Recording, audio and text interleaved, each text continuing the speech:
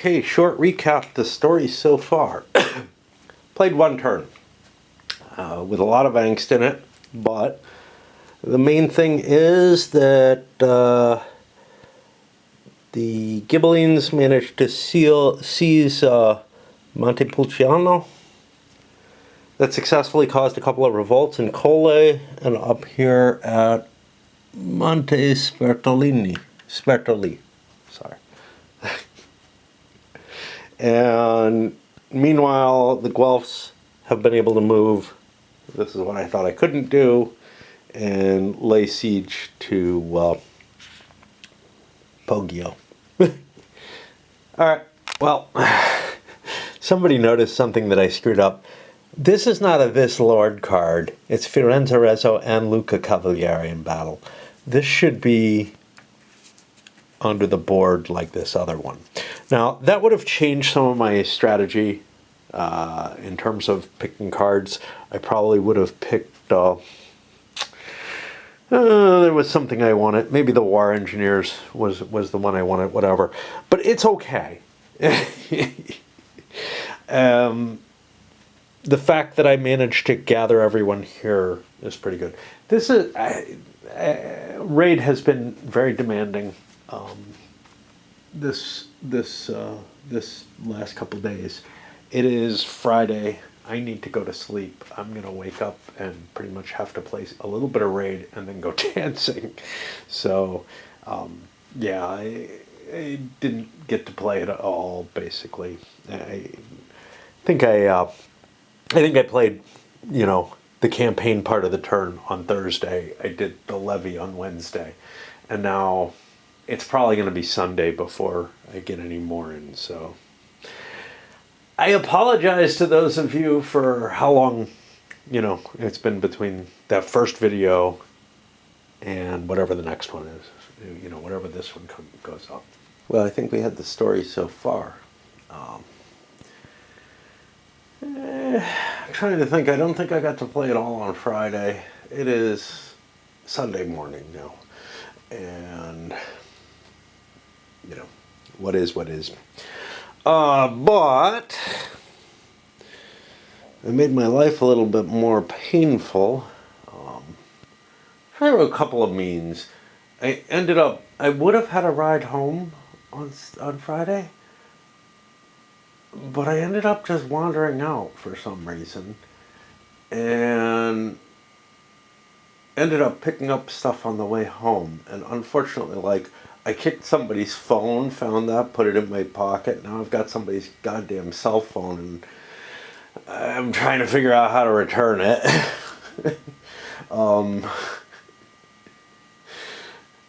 I've got, I found a huge bag of food garbage from a place that I stopped looking in because it's kind of gross, but it's like just rice and beans. They basically prepare a lot of stuff and then just throw it all away. And it's like 10 pounds that I hauled up on my back. I think there was something else. I found a couple of granola type things that I ate on the way home too. Anyway, here we are at the beginning of turn 2, and I'm going to try to move, you know, a little bit less detail of the game. I went into a lot of detail of the mechanisms in Almoravid, but I am going to try to capture some of the thinking and everything. So these will be a little longer than often. And we're in the levy stage, Arts of War. We look at the Guelphs first. They're the purple guys. I have to reshuffle the deck each time that I hit this. Just drawn from now on in the game like event cards. Now it's kind of funny. Almoravid had a weird thing where at the beginning of each year, the errata, they decided, would be treated like the beginning of the game. This one doesn't have that so far in the errata. Guelph lords treat track as roads and move laden as if unladen for this entire campaign. I'll leave this face up. I'm not used to this campaign cards. Usually they're this levy. This is a hold card, play of Poggio Benizio Guelph. Not is Guelph or anything like that. again, there's this parsimony to the writing in all the series. To give a lord lordship +3 or add 1 treachery. We're going to get to see treachery soon, because there's a couple of them over here on the Ghibelline side. Surprise! Hold play upon besieging a stronghold where no other lord. 4.3.5. I feel like I have to look at this because, see, if this was any other game, I would think no other lord means, I don't know what it would mean. It means that there's no one there. But it's place 2 siege, not 1, then storm up to 3 rounds. I think it's no other lord in both sides, on either side.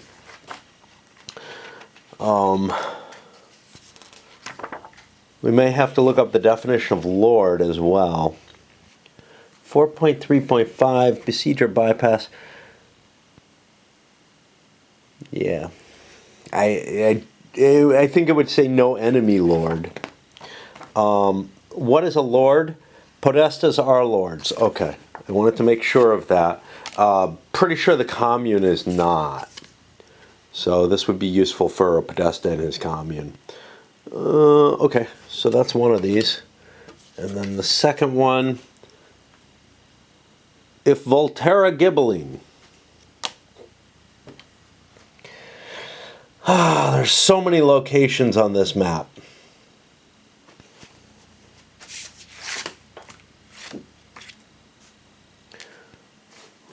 Volterra there. Do we know where it is? So we look for the word Volterra and we don't have anybody who's named that. But we can look through these.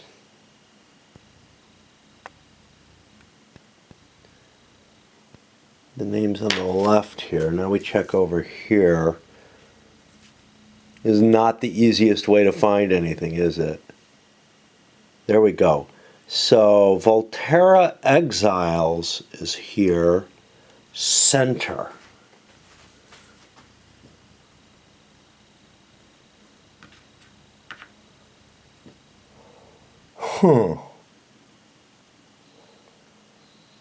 There it is.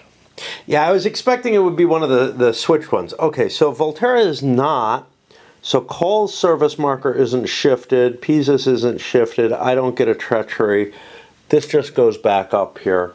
It's unused. I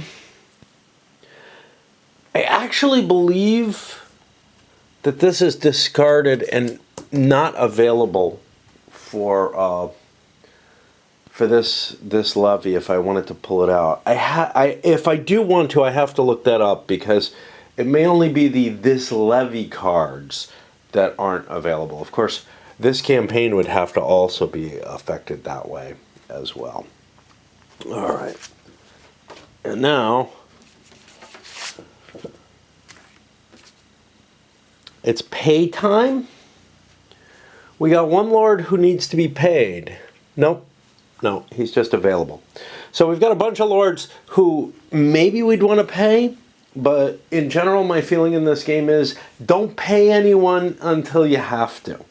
That can get you in trouble if your coin is all in one person or something along that line. So for example, Provenzano here, who sounds like he should be a cheese, does not have any money.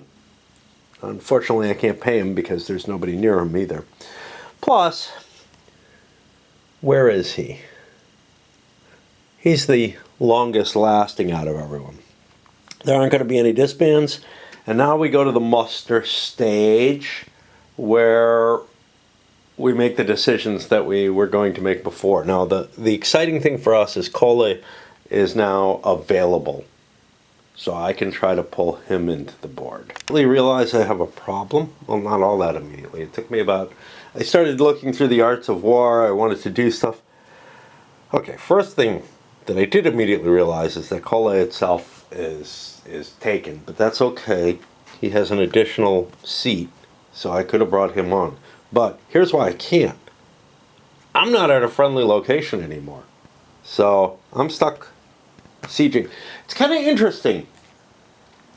And it feels very, I don't know, very, very disturbing in some ways.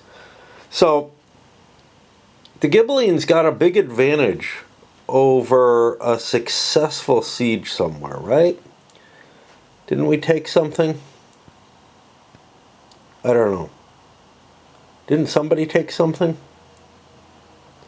Doesn't look like it. Something. So if I had gotten a successful siege, and I thought I did. Wow. What the fuck is going on? I thought I had succeeded with a siege with one of the sides, well, with the Ghibellines in particular. But something, if you do succeed with a successful siege, you cause treachery, which can trigger these kind of cascading effects, which can take away lords from being able to be mustered. It also, you're taking away opportunities for cascading effects when the next guy takes a siege. And as is obvious here, you're also sitting there with a, yeah, there was something else that fell. There was something that fell down here. It may have been this. Or no, I don't know. May have been this. I have no fucking clue. Anyway. You take something else that already exists.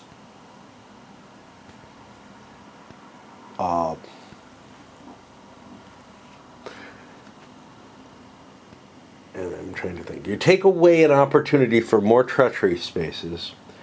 And I don't know. I thought there was something else there. Obviously, if you're stuck in siege, you end up not being able to muster, which is also a disadvantage. You've got water up on the porch if you want.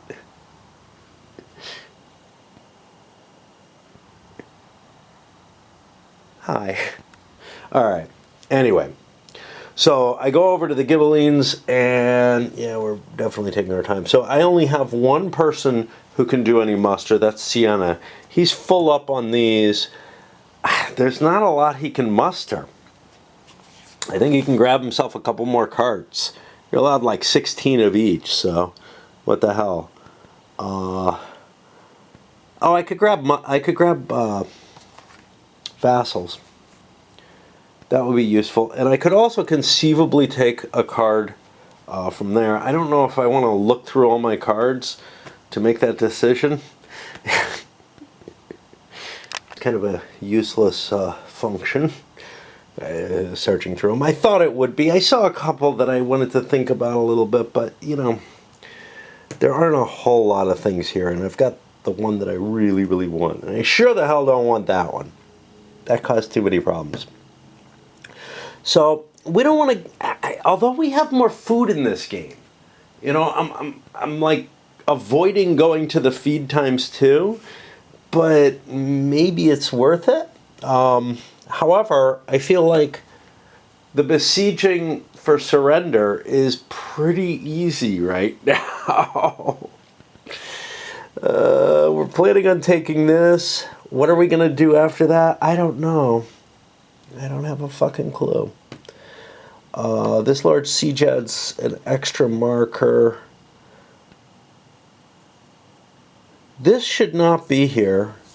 This is again one of these generals. Ghibelline tax may instead mark seat used, walls +1 if not already marked, removed if ruins. I don't know. So this remove if ruins clause here, or sentence, that's not remove the card, I think. I think what that is to remove the wall +1 marker. Because this isn't tied to any one lord or any one location or anything. So, I don't know. Okay. And this is actually the limit of the number of these types of cards we could take. But it does mean we could take something that helps us fight. And we want to look again. Oops. It's kind of an interesting one, the trebuchets. It works different than I would want it to in a lot of ways. Because you would think trebuchets would help you cause, as you crack the walls, cause a place to surrender. This lord unrouted at Storm or Sally were 3 to 4 siege, already close to surrendering, right? Reduces enemy siege works or walls, -1. Now, reducing enemy siege works makes sense. You're breaking up their capability, their own engines and all that. But reducing the walls is fine, but I feel like it should have an additional effect, like the walls should impact the surrender chances or something along that line, because not so much in this period. This is more a later period thing when the walls are breached. Quite often the location would just surrender.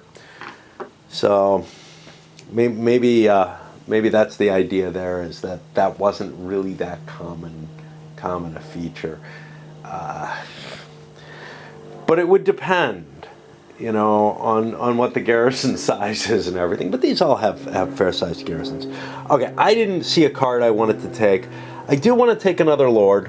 I'm going to take this bitchy. Those are my stellars. I'm going to take this guy because he lasts the longest. 1, 2, 3. And that gets me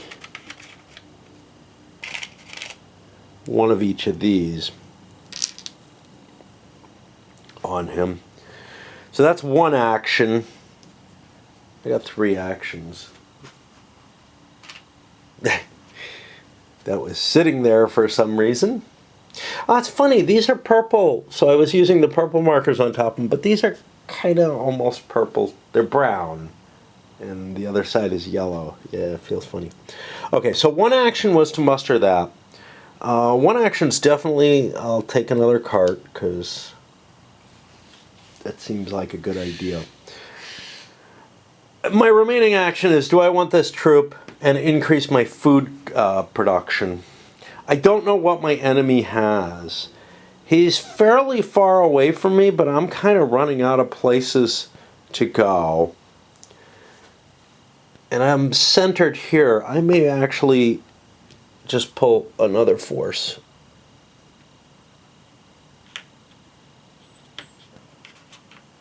And get some additional forces.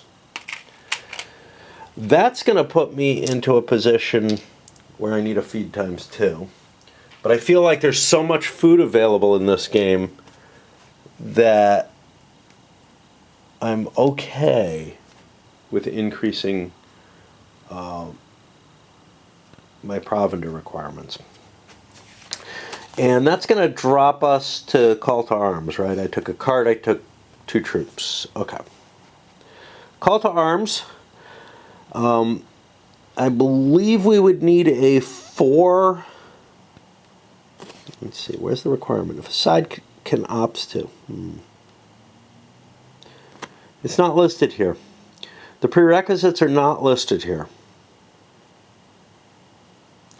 That sucks. Because it's one thing to look up call to arms when you're doing it. It's another to have to look it up every fucking time that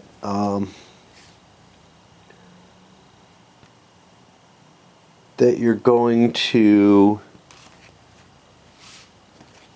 take a turn. Oh shit. Okay. Should I have captured knights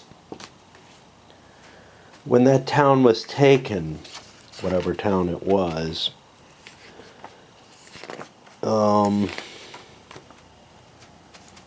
We gotta find this.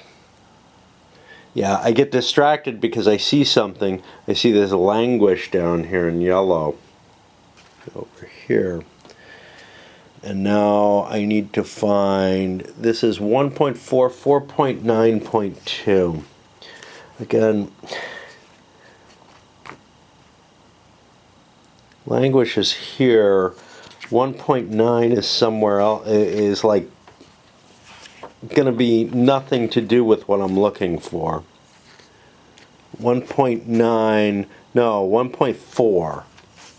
That's going to be probably what knights are. Yeah, no, it's actually got to do with the languishing, but it's over here on Revolt and Treachery. What I'm curious about is the capture knights rules. Does it work on garrisons when I surrender? I didn't see it in the surrender section, so I can't imagine it would. But I'm just gonna, yeah, I see nothing here. I see this Revolts and Treachery. We got those. The siege works, move forward. Yeah, I'm not seeing anything. So I'm guessing anybody who was there who surrendered got kind of an honors of war type situation of some sort. I don't know. Where am I? I am. So I'm trying to figure out whether or not I can do a call to arms. It tells me the number 3.5.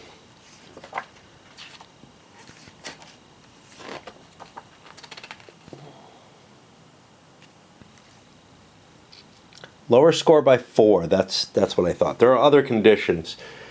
4, at least 4. 1, 2, 3, 4. The difference is only 3, so we're not seeing a call to arms there. That means we're going to be going into the campaign, and I do my pre-programming. Boy, do I feel unable to do that kind of thinking. Already, you know, whatever pre-planning I have feels like it's really, you know, not been terribly useful. Luckily, I only had one lord that I could pre-plan with. This was probably a mistake moving here rather than remaining for a muster. It's one of the hard things in the game is whether you want to get things done or build up so that you can get things done. Raid has been kind of demanding today. I also just spent a lot of time just watching videos, but it's something else. About to start the campaign phase here in April, May. And we have things a little different, so I want to think about that, which has to do with, there's treachery cards now in the deck for the Ghibellines. I'm not going to worry about whether they're exposed or not, you know. Everything's exposed if I want to look at it, right? But what can I do with those cards is really the issue. So, we'll find...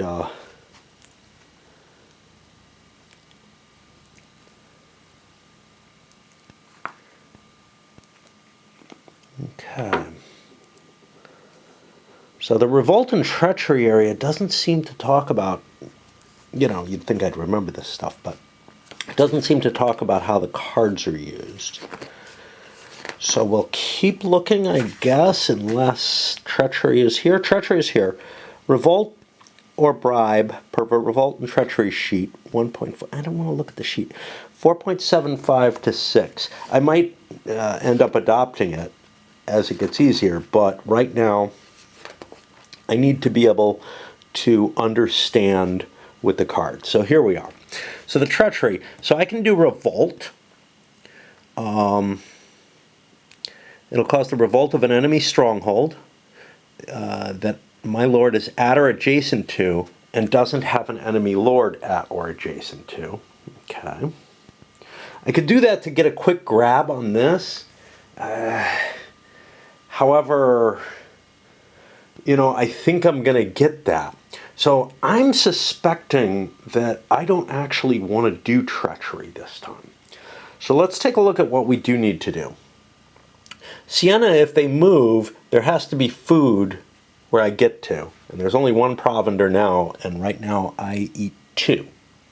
It's hard for me to tell. The font used, or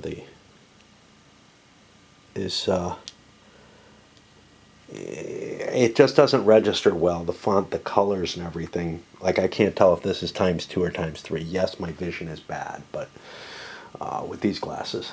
The other ones are upstairs by now. So yeah, let me program the deck, and I'll probably ignore those treachery cards, because the other thing I can do is even harder. Upon a treachery card of the active lord, if he's unbesieged and has at least 1 coin, he can attempt to bribe away an enemy vassal. Now, to do this, if it's a mustered with an enemy lord at the same locale or adjacent to the active lord, the only time you'd be in the same location that you could use a treachery card is if there's a siege involved. Or unmustered, I would have to go to a vassal seat. Yeah, you know, really hard to keep track of what are all the vassal seats for these guys. They're not even present on here, so I can't ask to look here. The one thing I could look on is the Guelph card here, which gives me the different symbols of the different vassals. So Firenze and Arezzo, I have to move adjacent to them to steal away their vassals. But mustered with an enemy lord at the same locale or adjacent. Oh, but unmustered, I have to go to the seat. Yeah, so this is what's complicated. If I want to take this guy, I have to be next to Firenze. But if I want to take any of these, I have to go to their seat. And I could also, I think, take ones from lords who aren't in play yet, right? It's an enemy vassal, but I think enemy doesn't mean much. I think I'm not going to plan for treachery, because I'll have to time it really well. On the other hand, it is extra cards that I could use instead of my passes. I still only have 2 lords. Why did that happen? Because, yeah, that's a good question. Because I don't have anybody that I could have mustered during the levy phase. That's why. The supply's a little different in this one. I'm going to think about it a little differently. Or I'm going to give an exposition of my thinking again, which I kind of hoped not to do.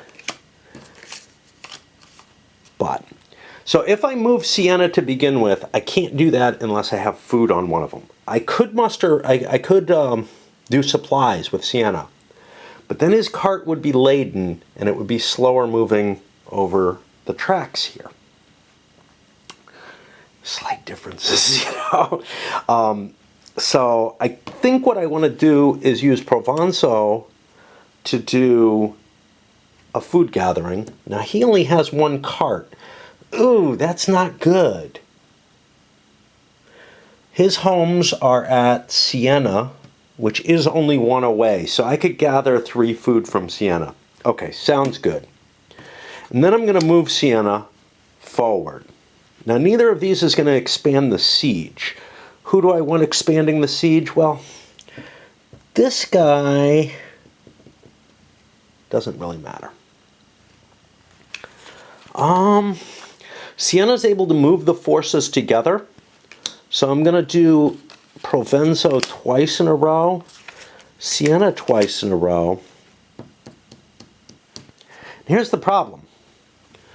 There's only 7 cards. If I play one of the treacheries, I lose it. So I'm going to hold these. They're very, very tricky. And where do I want to throw my pass? I would like more flexibility, so I'm going to do it like that. Nothing too exciting there. And I'm not going to worry about the other stuff. That moves us on to the Guelphs. So I have lots of capability to gather food. I actually have a fair amount of food as well, but I do want to do a supply with Firenze first. I don't know if it has to be first, but it feels like it should be. Let me do it in this order. This will guarantee me the stuff I want. Because Firenze is close enough to 2 of his places, this and Prato, in order to be able to gather a huge amount of food, 5 food supply action. This is what's crazy. Supply is only a singular action. I can gather near infinite amounts of food. Well, no. I only have 2 command points, but I'm going to be gathering like 10 food, right? Maybe more because of the astrologers. Arezzo is going to waste the astrologers because I'm planning on sieging with him, which will start eating up that food and get rid of any excess that I have. I know that I'm going to need to eat all of this and have more afterwards, and I probably won't succeed on the first siege, so I've got a second siege in there, then I got to pass. Then I got a third siege with 2 actions by the commander, who's in a better supply situation, and will be much better once Poggio Bonizio is there, and that'll give me a lot of flexibility to move and everything. So we have done our planning. We don't have any lieutenants we want to create. In both cases, we're working with a commander, and we only have 2 lords each on the board. So, let me take a tiny little break, light a pipe, start flipping cards and doing stuff. Over 100 every day this week, and you know, it's funny because I come down here and it's nice and cool, but when I'm upstairs, I kind of don't notice it. You know, I'm just like. And that makes sense. When I was in Phoenix, air conditioning didn't go on until 105, really. 110 when I first moved there, but then I got weaker. All right, so we start with Ghibellines? No, first Guelphs. Okay. I just stacked the cards for the Ghibellines first, which is fine. Let's look at my... Oh, I have this. Guelph Lords treat track as road and move laden as if unladen. Yeah, but that's only move, not supply. Supply doesn't make a difference. Okay. So that's kind of useful, but I'm not moving anywhere. I have surprise. I could play upon besieging a stronghold where no other lord. Well, there's another one of my lords there. And play of Poggio Bonizio Guelph to give a lordship a bonus. Yeah. I think add 1 treachery is to get a treachery card. Again, not specified, and if I look in here, it may not tell me. But we'll see when we take it, if we remember. So I was going to supply first here, and we count up our total cards, which is 7, which gets us 1, 2, 3, 4, and 3 is 7. So we hit them both, so we get 5 supplies for Firenze. That's 1. I got another action. I think taking 5 more provender is my best option. Not over 16 yet. Didn't feed. Over here. We get Provenzano, who has to grab food. Now Provenzano only has 1 cart. That is less than optimal. However, this is a 3-point town. I can get 3 food each time. Am I doing this right? It feels wrong. So the first 3 food gets me a 4. Second 3 food gets me a 3. Let me look this up. It just feels like I'm getting so much damn food. Obviously, this one is going to produce more. To add a provender, you must have or share at least 1 cart per provender for each intervening way. Oh, okay. I'm producing way too much food. All right, so for this, and maybe I screwed up already, it was 1, 2, 3, and I had 7 carts. So I could only grab 2 food, not the 10 that I pulled. Wow. I think I screwed up. 8. I feel like this was here. This was like this. I think I had a 3 there. So 1 food for each provender, but I can pull up to 3 from the thing. So this is what's fucked up. The active card must have or share at least 1 card per provender. This is different. Add provender, it's up to 1 for each stronghold, size of stronghold seat used. So I can only pull 2 provender this way for each command. So this is 1 and then 2. And then over here for him, I had like 1. That makes sense. I had one. I only have one cart, so I can only get 2 more. So I only end up with 3. I think I cheated on the first turn and generated too much provender because I didn't get the 1 cart per provender for each way crossed. I did it the way I did the other ones where each location only pulls 1. This makes a lot more sense. I'm getting a much more reasonable amount. What's going on here? This should be 6 additional. So I had 3 there, I'm saying. Don't believe me 100%.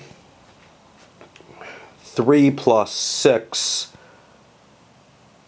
is 9, yeah. Okay. All right, so nobody fed. We flip over again. We're at Arezzo.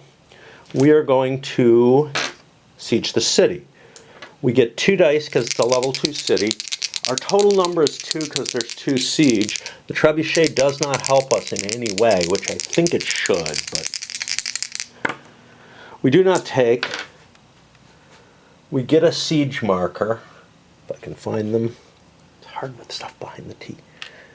Am I allowed to? I only have 2 lords there. What the fuck? Screw that. I'm not allowed to.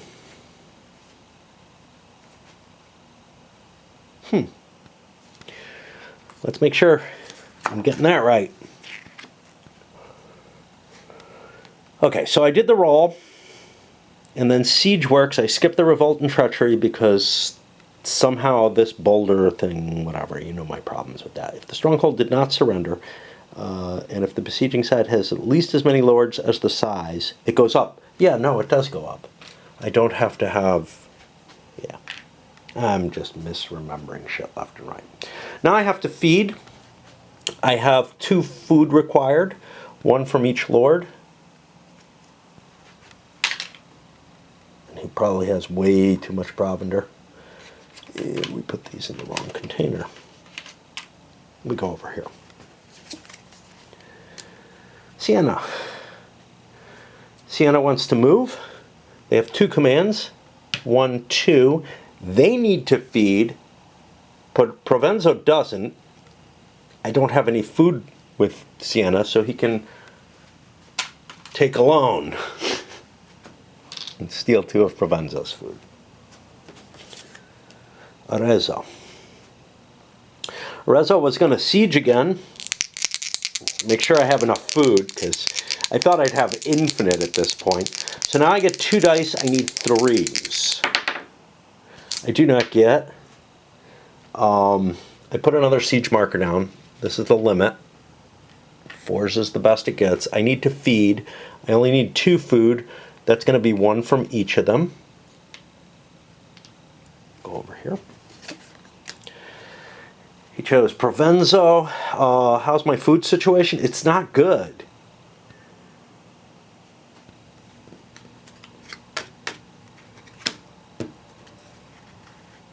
It's very not good.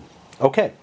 Well, we have more carts now. We have 5 carts. Provenzo's getting from Siena. There's 3 food available there. The only other place I can take from is San Quinto, which is probably where I started. That's down here. That's also 1 away. Okay. So I've got 4 food available. I've got 5 carts. I can grab all 4 food that I want on 1 action. And I will do that again for another action because, again, there's not much I can do. I could,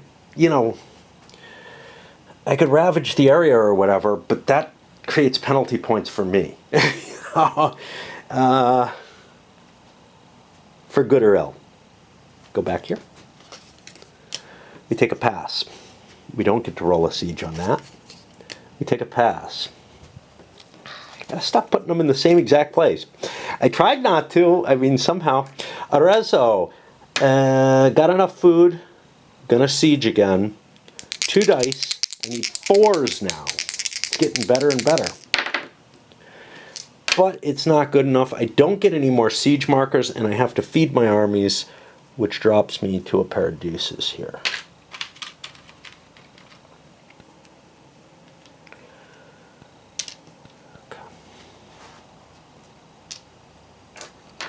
Go over here. Another Provenzo. I have some food now. I'm going to go for a siege. I get 2 dice again, right? It's a 2, I think. It looks like it's a 2. It's got 2 victory point markers. I just can't see that. I get 2 dice looking for 1s. Not optimal. Do I have anything else?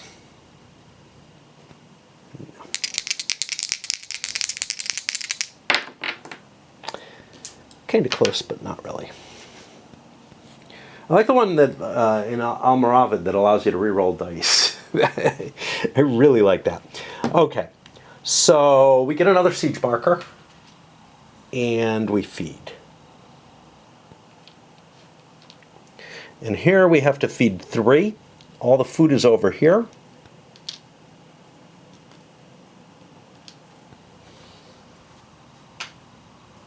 Go back. It's pretty mindless at this point, right? I mean, if you stick to your patterns, you don't have to think too much. We're at Firenze. We're going to do another siege. That'll be 2 dice looking for 4s. Almost rolled 3. Not good enough. No additional siege markers. Food, we have to eat 2. Back over here. Siena, another siege. 2 dice looking for oh, can I? I have plenty of food. 2 dice looking for 2s. Yep. Another siege marker. Another feed, that's 3 food I gotta eat off him. 3 off of 6 gives me 3. We're almost done. Another Firenze. We again go, right? Yep, we got plenty of food still. We succeed. Yay! All right. Now we follow the success rules, right? Set it to our allegiance. That will remove these victory point markers. That takes 2 away from the Ghibellines. Remove all siege markers.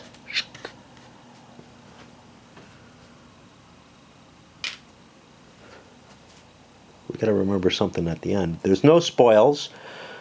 Next, if the stronghold surrenders, its besieging side must roll on its revolt table a number of times equal to the sacked stronghold value. It then selects and adds a number of treachery cards to the command deck. Okay. So that's twice I get to roll on. I think the revolts are here. This is going to be revolts against the Ghibellines. I hope. Where's the other fucking thing?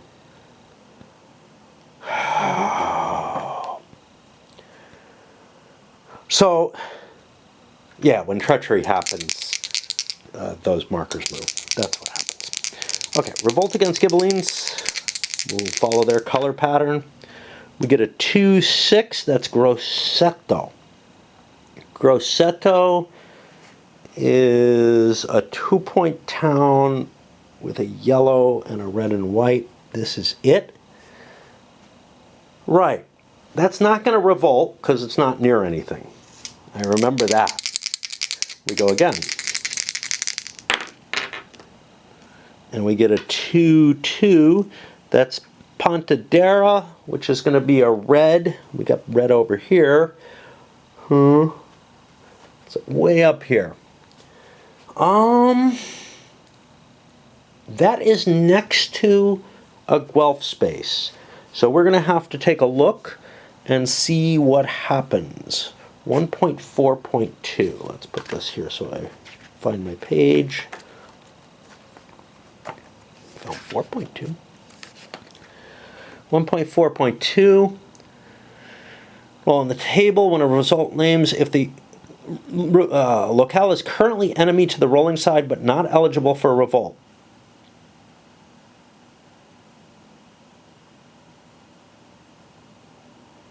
Do nothing. If it's eligible for revolt, check whether any lord or allegiance marker, not printed allegiance, is within 1. Not good enough. I needed to get... so this has not got any allegiance markers on it. It is Guelph, but it's not going to convince them over. If it's friendly, you must be able to select one edge enemies. It's not. It's not friendly. Okay. So no revolts come from that. I do get 2 treachery cards, and all I have are Arezzo and Firenze. I'll put them on my command deck. So now both sides have had a success. And you can see, not using my treachery cards, not programming them, means that if I do take this, I'm not going to get any treachery cards for it because I don't have the lords for it, I think. I'm not positive of that. I might be able to throw treachery in for lords I don't have yet, but that seems silly, you know, when I do have lords that I can do it. Okay, so nothing converted over. We took our treachery cards. We did not eat. We must eat. There are 2 of us that need to eat. And that gets rid of those. Come over here. Last card over is another Siena. We once again are going to siege it. We're at a 3 on the siege. Do we have food? We don't have enough food.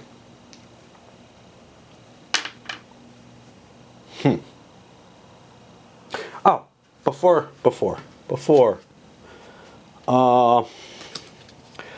Play if Poggio Benizio Guelph to give a lordship +3. Or add 1 treasury. I don't think either of them is useful to me. But I can play this, like, it doesn't tell me when I can play this, but I can play this where lordship matters for 1 levy. I think it's a 1 use. Event cards don't create a permanent capability, so that only makes sense. Where were we? We were on the siege. We need 3s. We win as well. Same thing.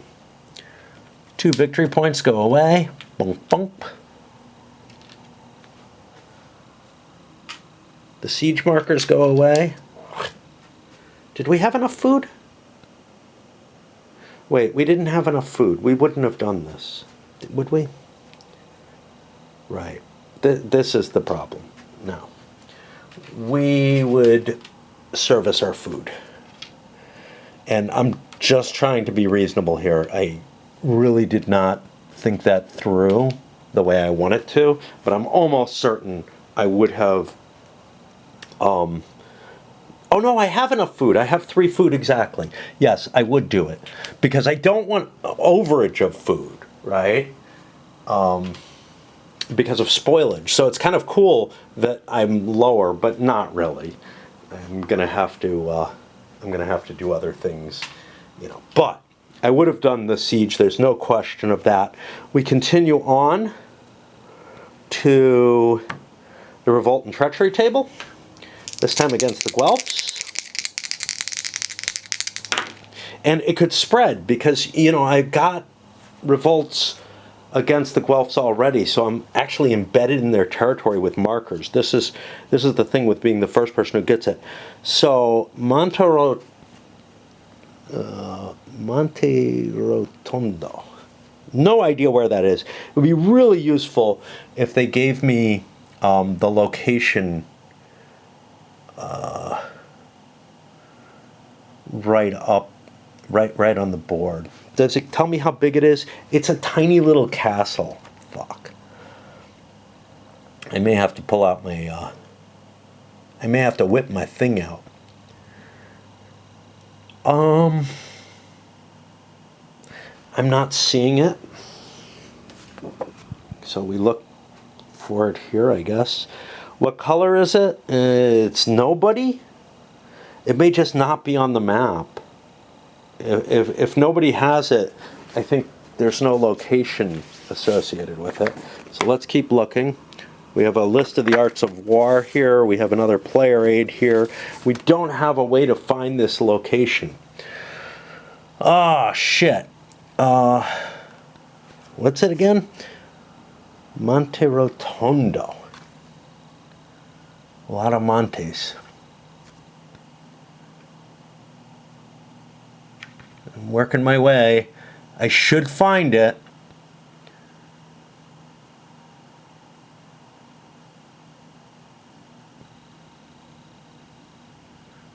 Alright, we still didn't find it. I'm going to pause and spend more time looking. I'm also going to swap batteries. One problem is I'm doing the revolts off the Ghibellines and looking up in the... this should be here. San Gignano. And that has a white horse or something. That's down here. That's going to go. That's going to go over. Which means I look for the revolt, 1.42. And again, there's a sheet. But the locale is an enemy stronghold eligible for revolt in all ways.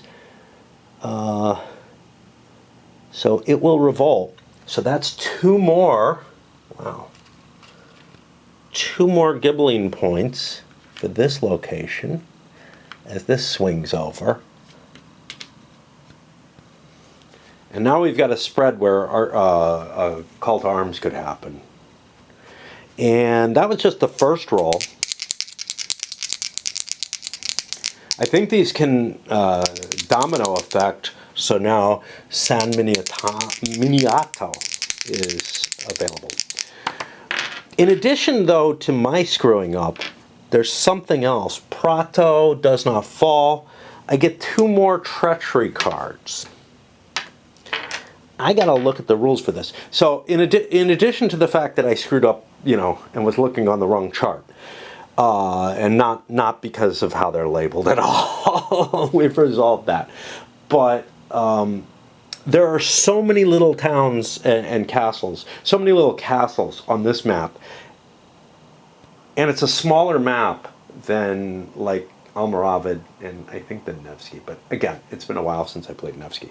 But it's very tightly compressed with a lot of named locations, and you got to be able to find them. The named locations you had to find in the other games were pretty limited. So this is more painful. I wish they had given, as they do on the chart that lists all the lords, I wish they gave kind of like some kind of clue as to where on the map you're looking.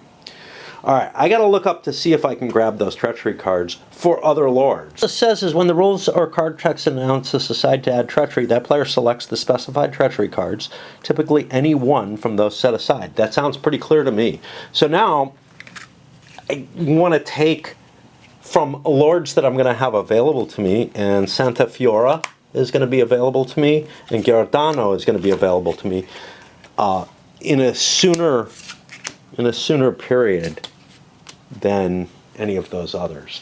And so I don't lose anything. I get some stuff in the bank. We have made it to the end, once again, of a campaign. I'm not going to load this up yet.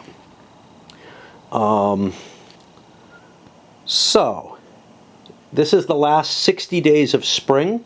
If there were ravaged markers, they would get halved. But it's rounded up. So, like, if I had plundered an area or something, I wouldn't get it back, right?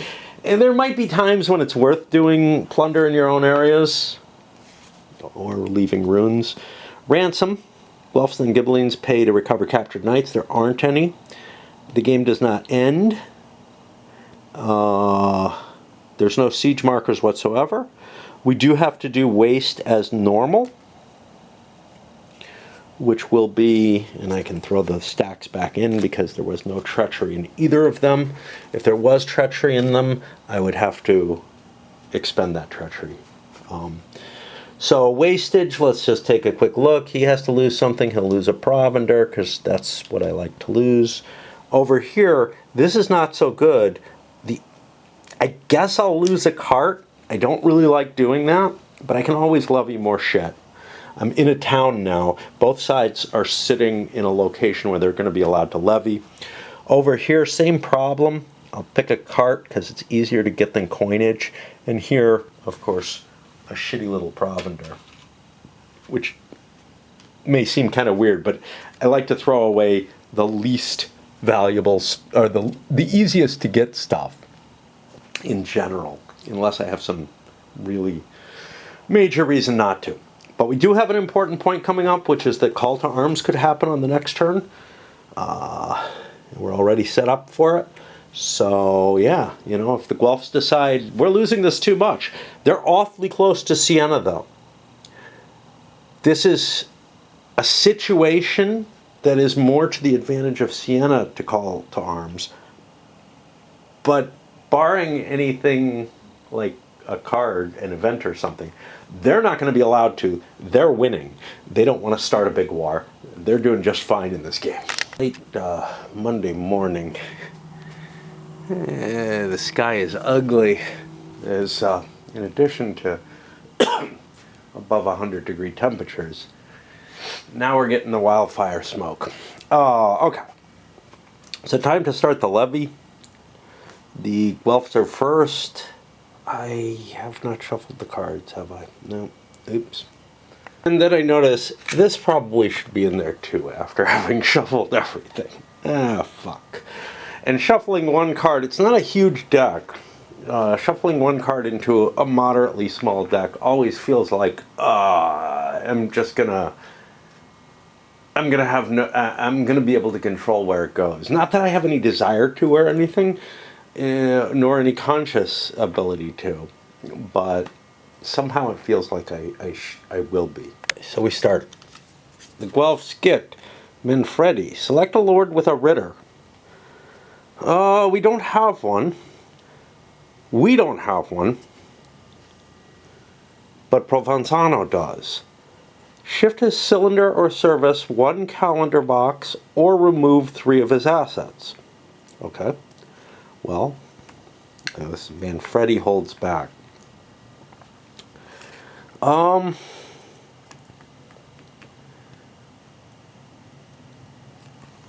He's this. There's enough coin to cover both leaders. Removing 3 of his assets wouldn't be a lot. It would be the cart and the 2 provender. I'm going to just shift him this way. No time for cowards. Shift Firenze, Renzo, and Luca. Cylinders or service 1 calendar box each, or add 1 of their treachery.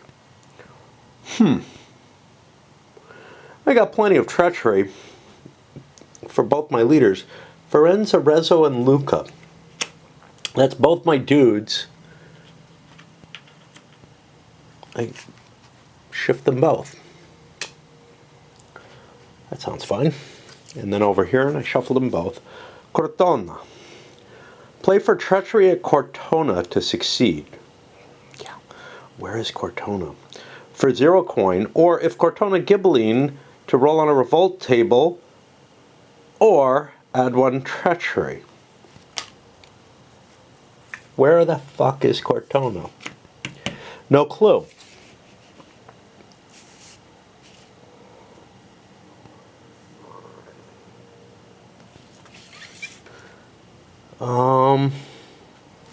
It's a town.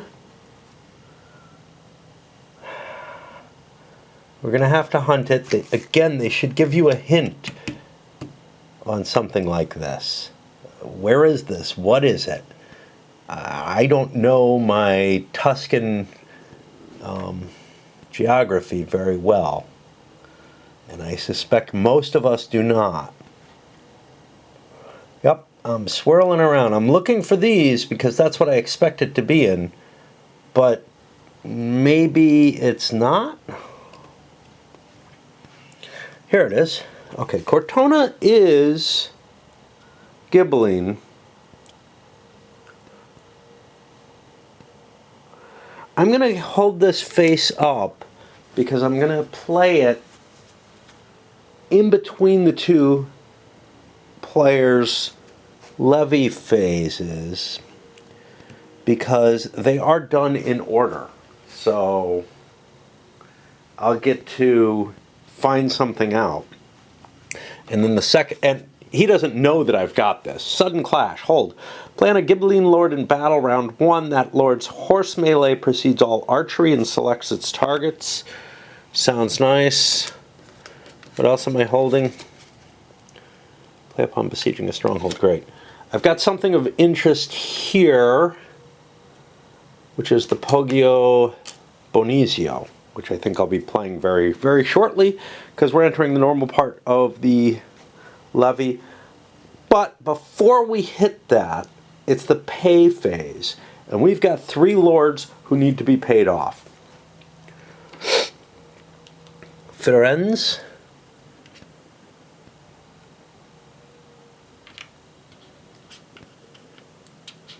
shifts and takes his subordinate with him. And over here, we got to pay 2 if we want to keep our 2 lords in the play. And I think we do. There's no real reason we wouldn't want to. So we'll shift them as well for money. Okay. Now anybody would disband, nobody's going to. And now we hit the muster, and the Guelphs are up first. Now, I can give a lord leadership +3.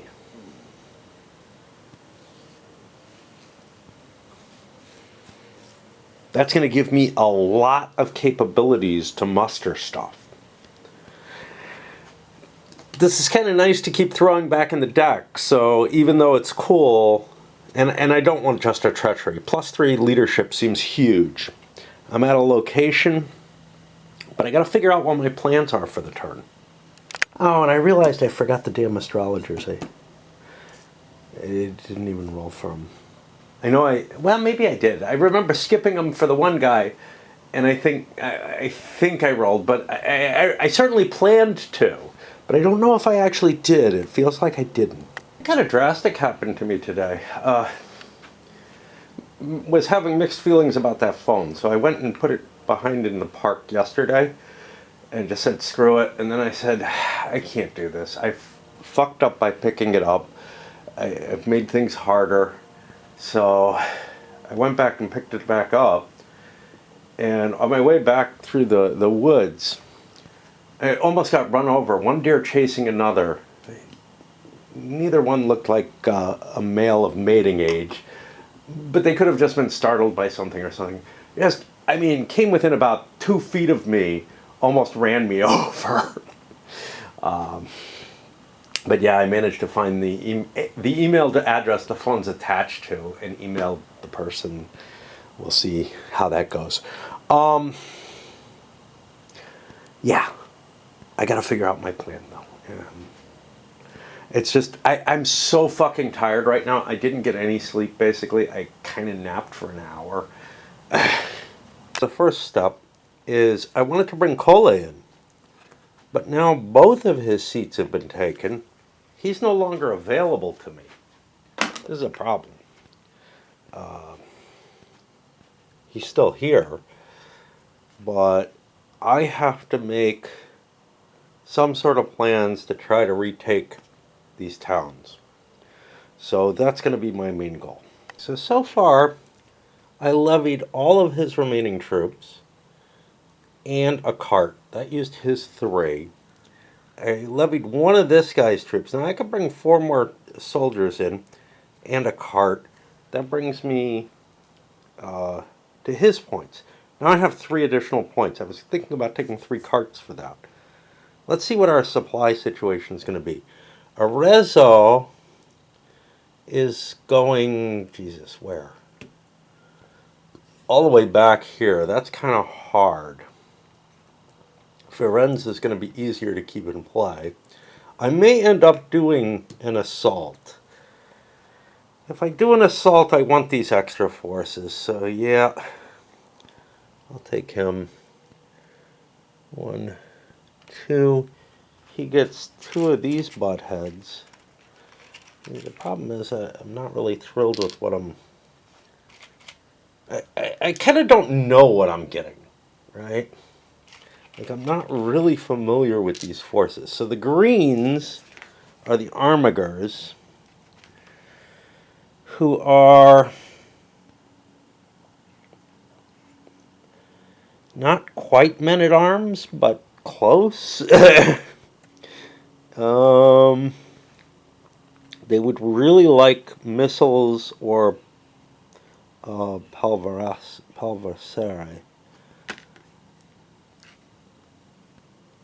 They don't have archery of their own, I think. All of this seems to indicate that they have to get a draw. Oh, that's a thing I could do. I could get more archery. I forget about the deck of cards. I'm drawing all these cards. Let me look for some cards. This is where I'm at, but I could get rid of some cards. Okay, so I'm reducing my cards by 1 each.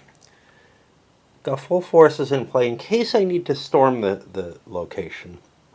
But I've also grabbed this that adds 2 markers instead of 1 for siege. I would have rather put this here. Why don't I do that? Because I've got this. And I only... So... But I haven't pulled the 3 extra. Ah. So this is more complicated. Okay. I gotta think now. Because I think I want to give him another one. So... I gave him this to replace the cart. This is not yet established. This replaced his cart. It gives me better battle conditions. I'm getting close to the enemy. I think I want to be in shape for a battle. I'm not going to do a call to arms because I'm close to Siena. That will aid the Ghibellines.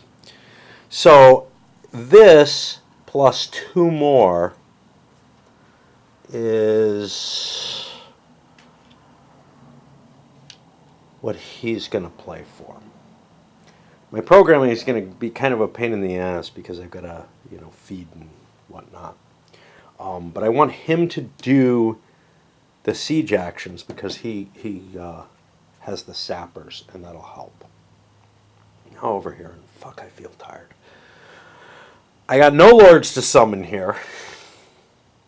I did want to play, and this is essentially gone. I played it for the 3.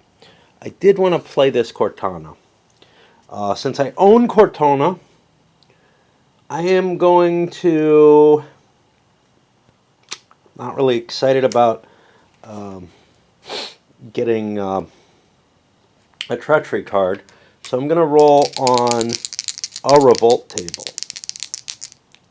I'll roll on the opponent's revolt table. That seems wiser. And we get 1, 2, Montecatini.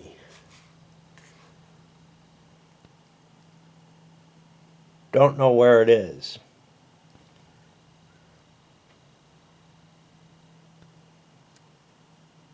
Yeah, this is really a painful part. That's way up here, so I get a failure there. That's fine. That's not planned yet. And now I can use my planning phase to try to figure out what I'm going to do. Now, if I look at the field, I want to take Volterra back, maybe, kinda, I don't know. But what else would I want to do? Raiding, etc., I don't consider very valuable early in the game. So I may want to prepare myself to fight a field battle. This guy has a pretty big force available to him. So I mustered all his troops. That's his 3 lordship ratings. For his, I'm mustering, or I'm levying, these extra ballistae. This gives my men-at-arms an advantage of crossbows in storm. That's not what I wanted. Oops.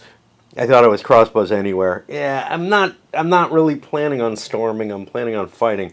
Mustering all his troops got me to feed ×2. That seems like a good idea. I may just pile the carts up on Sienna, but that makes Sienna kind of a weak spot for my supplies. Like, he's the only person who can generate my supplies. Now, I currently have Surprise. That's not it. Sudden Clash. That Lord's Horse melee precedes all archery. That would be of value for him with his knights, especially. So let me see if I've got something else. I really wanted something that advantaged the men-at-arms, but because I don't have any Armigeri on that guy, I do have Militia, which gives me more general forces. You know, I could put the Armigeri up there. So that's one. He has two more. We'll take the rest in carts. I also have the issue that I'm out of money. And I'm going to need to pay a couple of these lords next turn as well. So I may have to do some tax events to get, once I, to move up there and do some tax events. That's going to be hard for me to remember, because usually I don't have to do that. But yeah, unless I'm plundering or something, I'm going to have problems with keeping everybody happy. As to the call to arms, now like I said, the Guelphs are the only ones who have the opportunity to do this, and they do not want to. It would put them at a disadvantage. The forces would be near Firenze. They would be moving closer to Firenze rather than where I'm at. So I don't know how well they're prepared. I don't know how well we're prepared. But the way things are going, we're built up to either face them in field battle or to take Kola, depending on whether or not they feel that it's necessary to fight. They've set up to be ready to fight. However, they're a little slow because we don't have many carts available. I'm sorry, we don't have much provender. But to tell you the truth, these guys don't have a whole hell of a lot either. Where it really is going to hit is that I've got to do some taxation on the way in, which could be useful because I have the reinforced walls, so I might actually not even engage yet. We'll see. There's a lot of castles on the board, and unlike there's like waypoints in the other games where you can just kind of walk through and everything. Here, everything's fortified, so there's really like no places that I can go. The movement is very constrained. I really kind of have to take those castles out if I want to have anything like supply. Of course, I could bypass a castle and move on, but then I have no supplies in my rear. And that is not a situation you want to be in this game. There's something I'm really bad at in this game, and it's flipping this little counter over between levy and campaign. And I think part of it's because the calendar is such a crowded quantity of information on it. Because I don't often have that kind of problem. But it may have to do with other things, the kind of Euro nature of this game, where you're selecting cards and all that, and instead of I don't know. On the personal side, I have a little break from raid. There's this clan fight going on, and I got to do that, and I got to wait for it. There's a reason it's called Wait Shadow Legends. But I decided to have myself a nice little drink as the daylight went away, or after the daylight mostly went away. And also decided to water my trees. On the way down, I noticed, hey, I got this wasp's nest. It's in the ground, It's kind of near my front porch, or my side porch, I guess. The stairs are on the side. And these are the stairs I use to get in and out of the house all the time. And they've stung me a couple of times, and it's not a big deal. But I'm like, here with the hose, and I say, fuck it. And I go over and I just power spray them a couple of times. All fine. But on the way back to the house, I see this cluster, this angry cluster of wasps. And here I am in just my shorts, and I just walk right through it. And I must have taken 20 or 30 stings from it. And it's kind of an interesting feeling. It's going to suck if they start itching. But I don't remember them itching too badly when I've gotten stung before. But I just, like my legs are numb from it. And the pain is kind of cool. Now, I did throw some baking soda. I took a bath in baking soda water, and then I threw some baking soda paste on things with a hope to do something. I don't think it's doing much. But yeah, if I don't make it back, well, you'll never see this video, so, But yeah, I got nasty welts all over the place. All right. I think we're on the campaign side of things, which is why I was talking about flipping that thing, which means I need to plan. In fact, I'm pretty damn sure I am, because I remember doing this stuff and I don't have the kind of resources. I'm just not in the position that I would be at the end. I remember these happening, and then I remember programming, so I'm pretty sure I'm right with that. Right. It's summer planting season. There's only 6 cards per player, or per player turn, whatever. So yeah, it's kind of interesting how we. Oh fuck! I hope that was there. I'll have to look that up. Nah, I got it over here. I don't know if that's correct.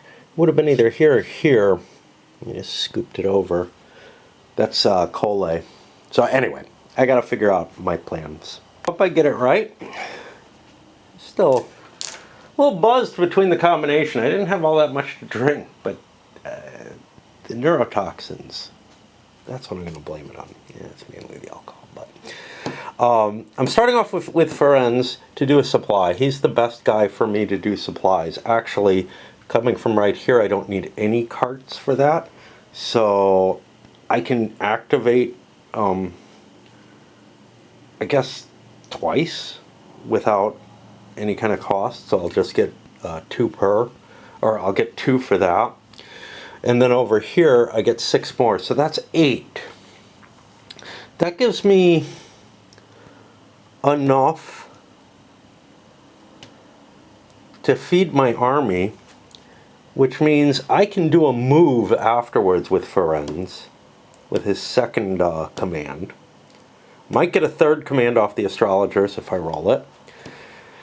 And then I'll place my siege. Arezzo is going to place additional siege. I put a couple of, I don't know if I want to do 2 of these here. So this may not make sense. Arezzo does 2 siege, so that gets me up to 3. It doesn't really matter who I go with next, but I'd like Ferenz for movement if I'm going to do that. So that's 1, 2, 3. I'm gonna put who's more problematic. Arezzo is more likely to go away, so I'm gonna put a treachery in place for him. And that's so. My hope is that I take Cole. If I don't take it, I might treachery it. But if I do take it, I might just end up getting something. But the idea is that I want to treachery that. Do I want to treachery this? How did that convert over? Oh, that's because this was here.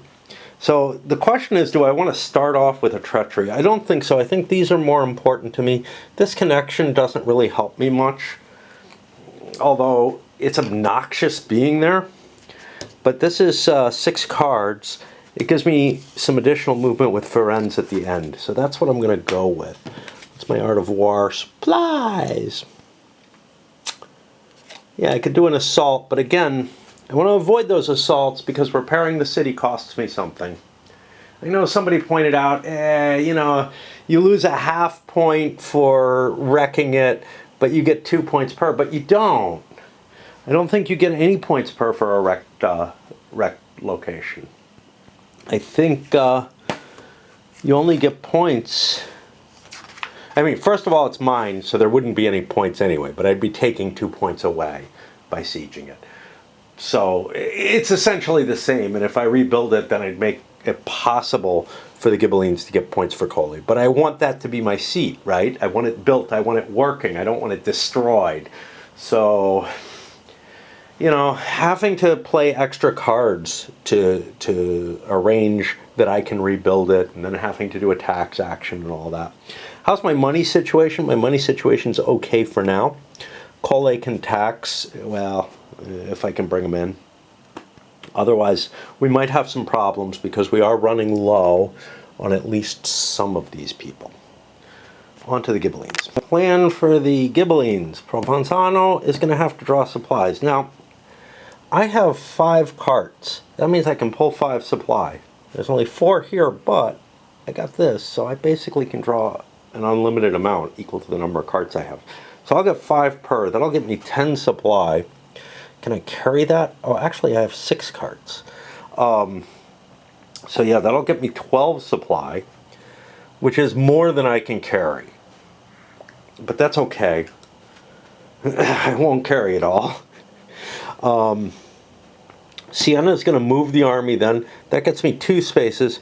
I do another move to get me to Coley. Now, it's possible I don't have the astrologers now. That'll get me to Coley, and I'm not going to be able to do much at Coley, but I can at least establish the siege. Then I have a Provenzano treachery card with the intention of taking Poggio Bonizio again, or treacherying a lord, a lord's vassals, or something along those lines. We'll see what happens. Again, once you start contacting the enemy, you can't really be sure what you're going to be doing anymore. Provenzano takes an action. The intention there is a siege, but I may need supply. And that's getting a little harder. 1, 2, 3 to get to here, which means I might only get a couple of points. I've got a lot here though. 1, 2, which would give me, assuming I don't lose this, which would give me up to 6. No, up to 8. And I have 6 carts, so yeah, up to 6. Per action, right? And I can take those actions instead of doing the siege if I need to. So what did I do? I did the treachery, a Provenzano to either resupply or continue the siege, and a Siena to move on from there as needed. Now, the Siena movements, actually I lied. It's 1, 2, 3, 4. I'm hoping to get to Volterra and siege that. But maybe I have a fight at Coley and then I make decisions as to where I go. I'd rather take Poggio Bonizio than Volterra, I guess. So that's kind of a weird thing. If you're going to be on the offensive in general, if you're going to win, like if I win the fight here, which I'm of course hoping to do, then I would rather turn the attacks into enemy territory because I'll trigger revolts against them. If I lose the fight, then I'd rather siege this, but maybe I can't at that point, right? Because there's hills and stuff. It's going to be hard to get up there. So, yeah, I'm counting on winning. Of course, of course. One always does, don't they? All right, let's flip some cards. Firenze is going. Is that what I wanted? I guess. Okay. I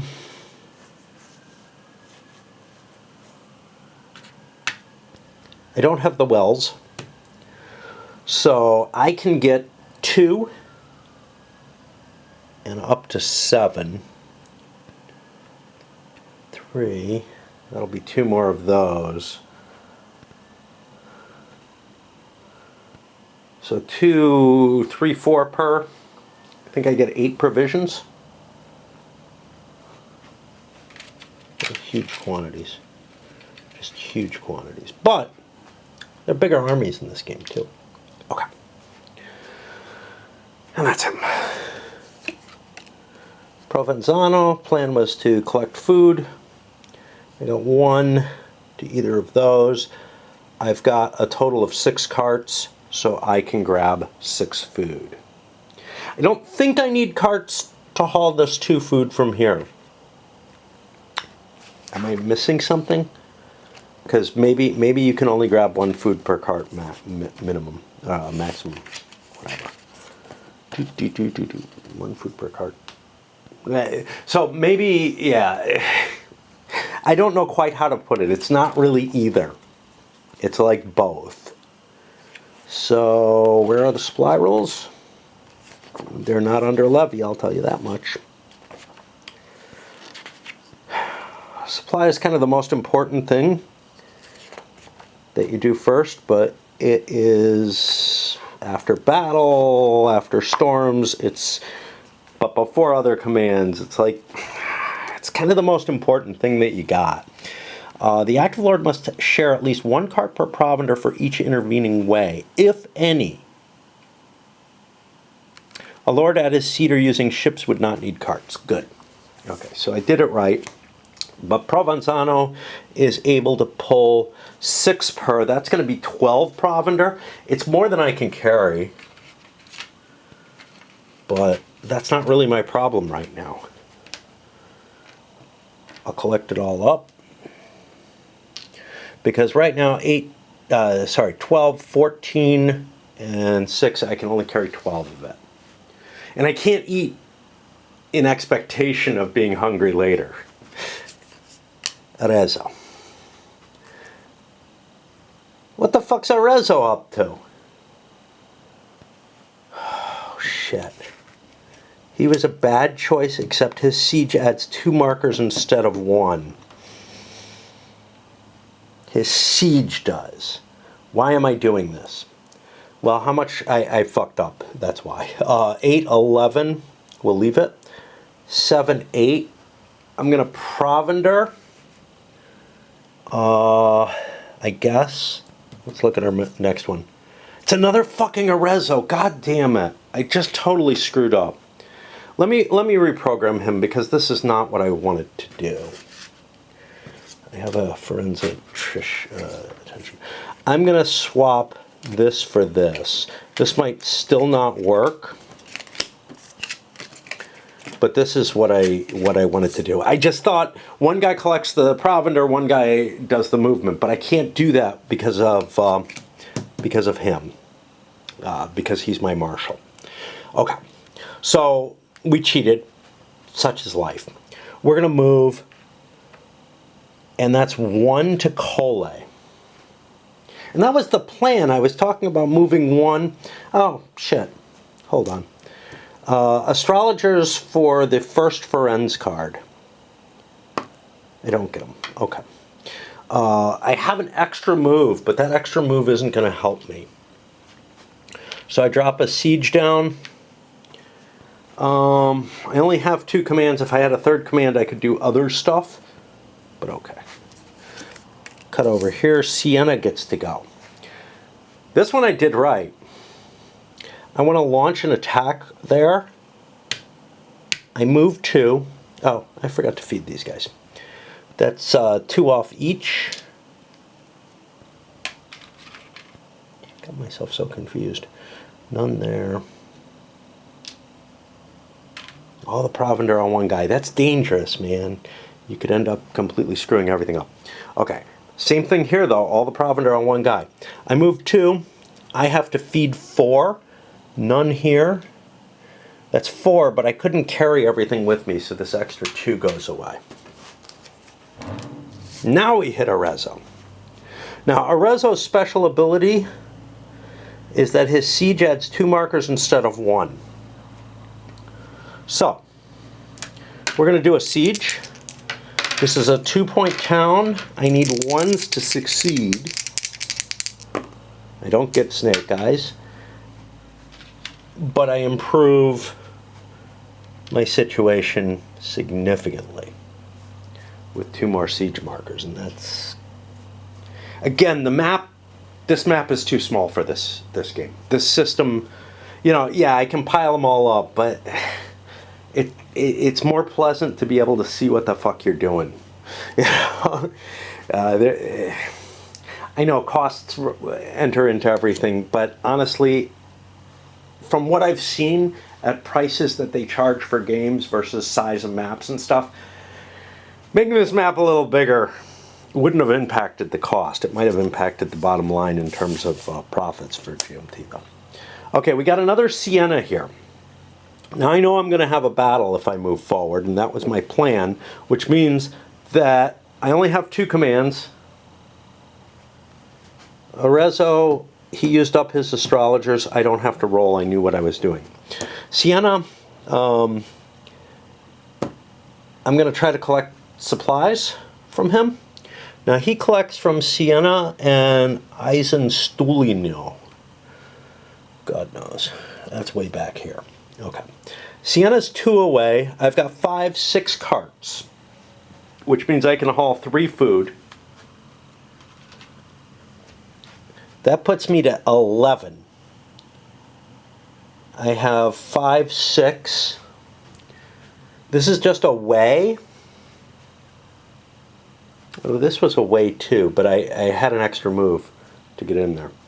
This is just a way, which means if I have this much food, I can't go in there. Okay. I just pulled 6 food, is what I said. 5 food, I'll feed my entire army. So the problem is I'm not able to carry all that food with just 1 movement point. So if I do the supply action, I don't have enough movement points to carry all my food. So in we go. That's going to create a battle situation possible. It's been a while since I've done one. So I'm going to have to look at the rules a little bit. I don't think I want to withdraw, so yeah, we'll just... I don't know if there is a capacity to withdraw from battle right away. I think what you do is, let's see, upon approach or after battle, the inactive... Yeah, so I could withdraw, but I can also retreat, avoid battle. Upon enemy approach, some or all can move to adjacent locations. Yeah, I could avoid, yeah. And it's kind of automatic. You just feed. That's cool. But you can't carry too much food. That means we look for, hey, there's a battle marker. Like I need it. There's so much there already. Now, who did the action? Sienna did. So he's going to be in the center. And I'll give Provenzano the left. Let's check to see if I have any cards I need to play right away. Surprise. Play upon besieging a stronghold. No. Play on a Ghibelline Lord in a battle round 1. Okay. We're going to hold on to that. That we're going to be using. Over here, I could have done a quick storm, but I didn't want to. So for him, we get to choose which lords we want to put against whom. We want our more powerful force facing his more important lord. What is our more powerful force? That's probably Firenze. So we'll do like that. I'm going to have to swap batteries, so this is a good point to do so. Swelling's already going down on these wasp stings. About an hour and a half. I don't know.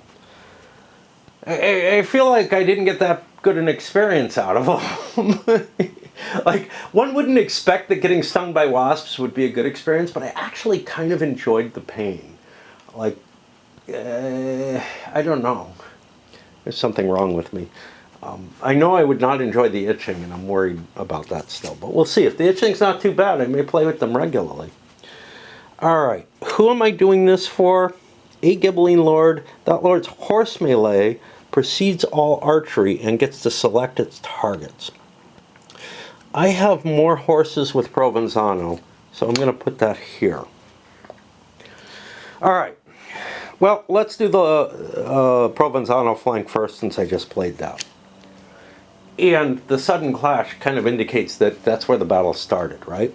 So it's Provenzano versus Arezzo. I checked this. This wasn't anything important.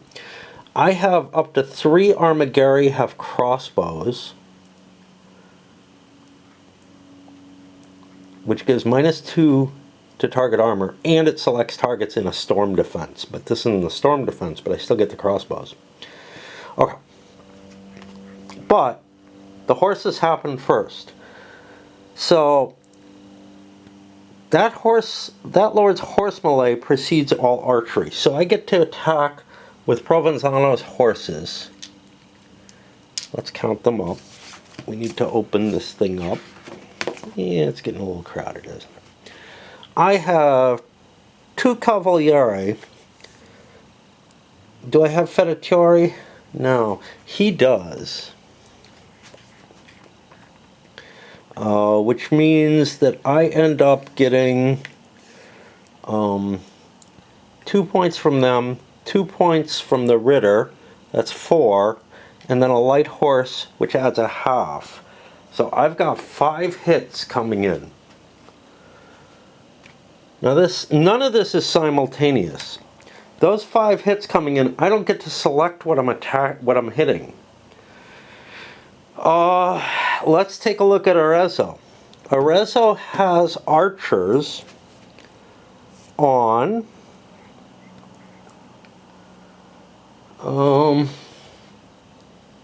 just his Armagheri, not his men-at-arms. So I'm going to take the first hit on a man-at-arms. Now, man-at-arms has a 1 through 3 defense. He does not defend, so he's gone. And now I have to take my second routed. I have to take my second hit, and I have to decide where I want to take it. I could take it on the Cavalieri, that's a 3, or the Armagheri, who are just a 2. The Armagheri are going to get me missile shots, which happen before anything else. So I'm going to take it on the Cavalieri. Not good. Okay, that gets me down to 4. Oh, I have these shitty Barelvieri with 1 to 2 armor. And then I have militia who don't have much going for them, who go on 1s. So I'm going to take 3 hits on the militia, just because I know that that's where I'm going to take my hits. 1 of them succeeds, so 2 of them go into the routed section. I got 1 more hit that I have to take. I'll take that also on the militia. Let his horsies wipe up my militia. Now we go to the defender's archery phase, and over here I have 3 Armagheri, which is what I'm allowed. They have crossbows times 1 with -2 to target armor. Now that -2 to target armor means I look over here and we're looking at Provenzano. He has nothing going for him. I'm going to take this shit on my militia, because killing my militia doesn't hurt me. So I'll take 2 hits on the militia. What did I say? We're going to have 3 hits total coming in here. 2 of them are happening on the militia. The militia does get a chance to survive. 1 of them does, which means I'll take the 3rd hit on the militia. And if you've watched the Almoravid, I'm sorry, you know, I don't usually like to play out all the battles completely. Okay, so we've done his special horse, his melee, his missile. We go to his missile. He has nothing that has missiles by default, does he? He does not. So we skip his missile phase. We go to his horse phase. His horse phase has already happened, so it's gotten played out of order. So he has 3 Baroveri with nothing special going for him. So that's 1.5 or 2 more hits over here. I'm going to take these on the Ritter because the Ritter is really good at absorbing hits. It would suck if I lose the Ritter, though.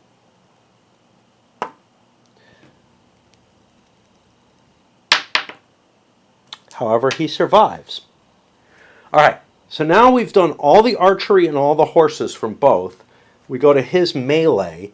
He has 3 Armigeri in melee, in regular melee, which add up to a total of 3 shots. And where do I want to take them? Hate to do it, but I'm going to take it again on the Ritter. The Ritter is the guy, I don't know. Do I want to just kill that light horse? Yeah, let's go for the light horse. It's probably not very useful. That's 1. And now we're going to take the remaining hits on the Ritter. I have to roll them 1 at a time because I might get that. And now I'll take the last one on a Cavalieri. Now, or Cavalieri. This is kind of weird because unlike the other games in the series, there's an additional possible cost to committing your knights. So I don't know if what I'm doing is wise, but it feels very medieval, right? Let's let the knights charge ahead. So, and especially given this card, which I can now get rid of, it's not going to have any additional effect. Okay, now I get the final stage with him, which is Provenzano gets to attack with his melee, which is 3, 4, 5 hits. I think we're going to need a counter for that, just to remind us what we're doing, because we got to look at him. Now, my Armigeri get first shot. They get both the missiles and the melee. It's like, so horse don't get to melee, right? They get,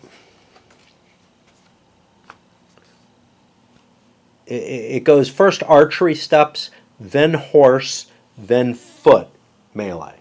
So the foot melee, anything that has missiles basically gets 2 shots. Anyway, these guys do not have missiles that I see here. They're not particularly good. I'm going to take 3 of the hits on those Barovieri. They have defenses of 2. 2 of them are hit. That was 3 of the hits. I'm going to take a 4th hit on them as well, which should leave me with 1.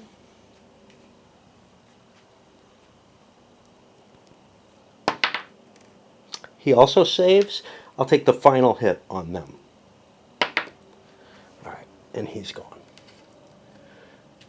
And you can see Arezzo has been hit pretty damn hard. He's down to 3 Armigeri. Provenzano has also been hit hard, but he has a bigger force. So he's likely to break that side of the battle. I'll probably want to retreat. It's iffy because retreating means I get this, a pursuit marker, which means on my next round of fighting, I only get half as many hits no matter what the period of it. But then I get away, assuming I survive. But I may not survive, so maybe it's worth just wiping out Arezzo. Problem with wiping out Arezzo is he's gone for the game if I do. At least I believe that's the case. That was the case in Almoravid. Okay, now we go to the second part of the battle, which is Firenze versus Siena. Siena has his militia have archery times 1.5. What the hell are they armed with? Lucaria.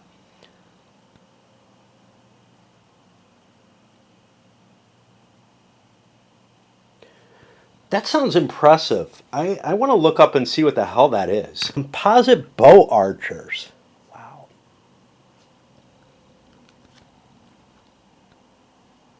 Islamic Arab populations impressed with their martial qualities. The emperor resettled some of them to Lucaria. Okay, interesting.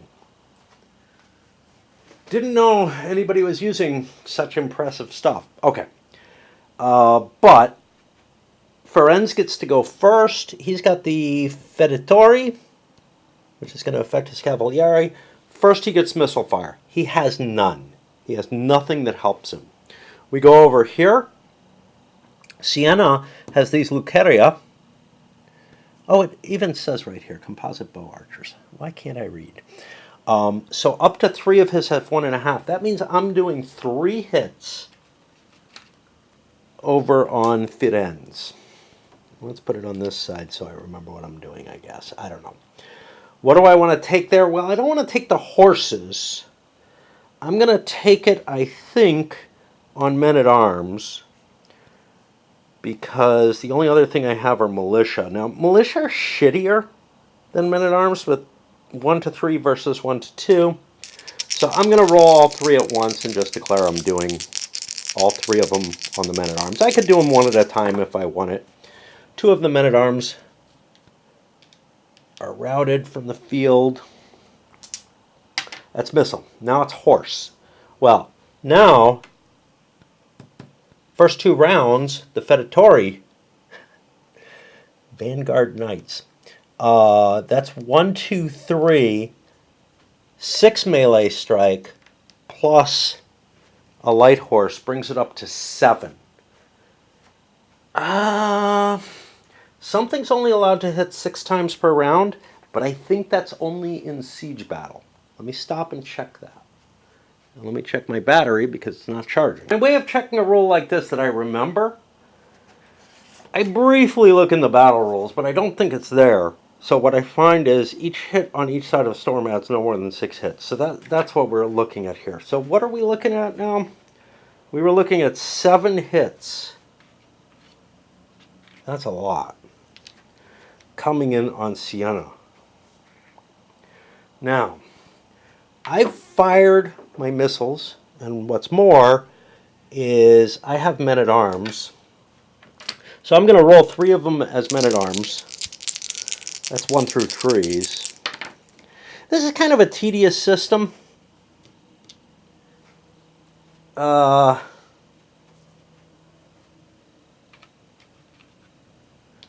fire 2 more men-at-arms. That's the most I can have. I succeed with both of them. I'll take the last 2 on men-at-arms as well. Those don't go so well, but that's okay.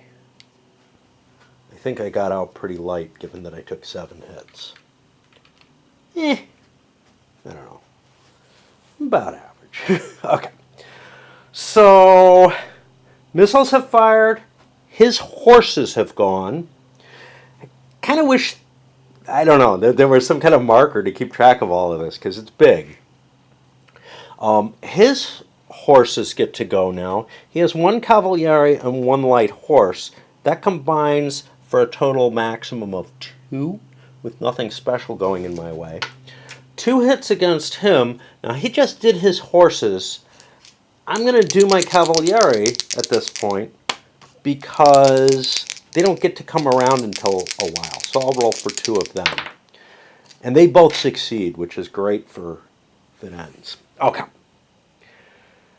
That brings me to melee. And we're over here. Nothing special happening in melee. Militia are a half point each. So that's 1.5. And then these guys are 2.5, 3.5. So that's going to be 4 hits more. Still a pretty big hit.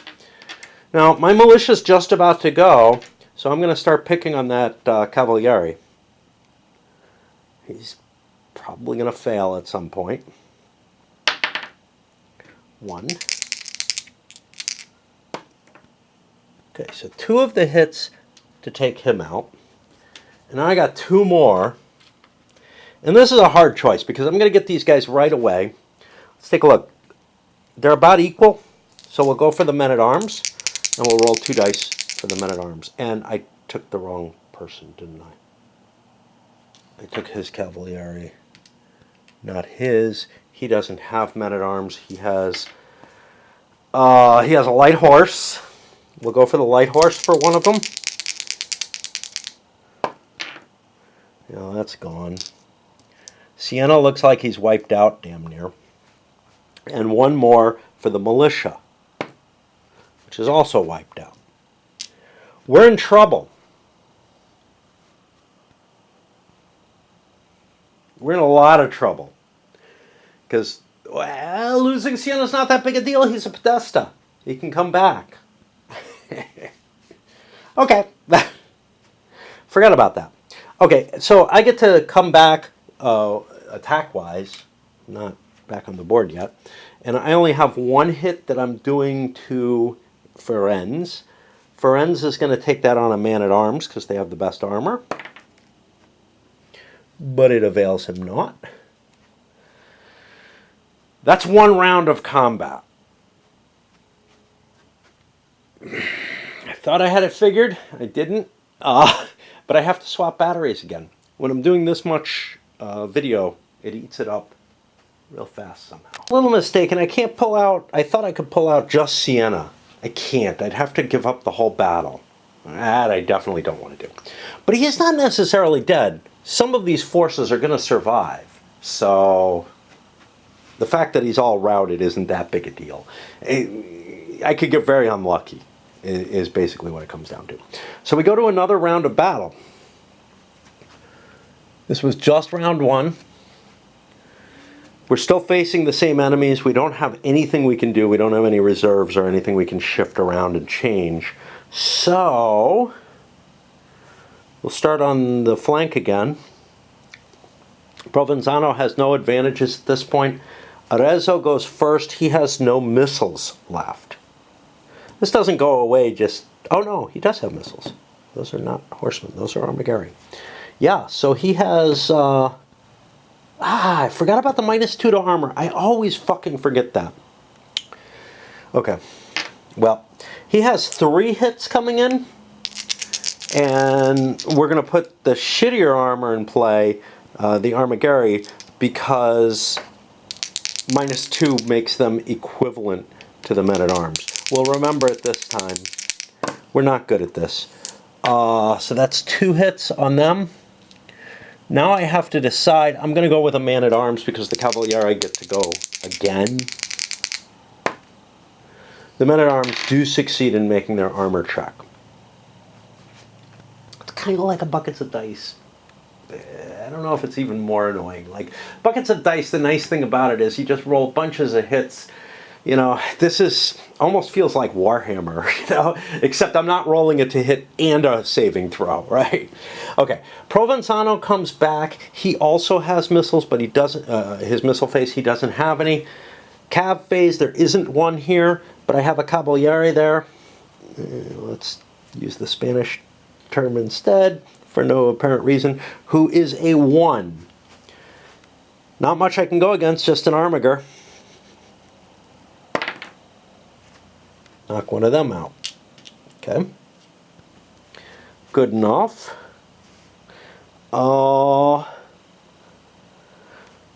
Infantry phase. 2 more hits from the armigeri. Where do we take them? Well, we're not facing missiles anymore, so we'll take these on the men-at-arms. One of them saves. We get to come back. We got 2 hits on the armigeri, who are not as good. Neither one saves. Arezzo has routed. He's not gone yet. Go to the second. A withdrawal would have to happen. We go to the second round of combat. Siena and Firenze are facing off. Siena has the big archers. Yeah, if he survives. But no archers here. Okay, so we do get our big archers. That's 2 hits on Firenze. We will take that on an Armigeri because we don't want to lose a Cavalieri particularly.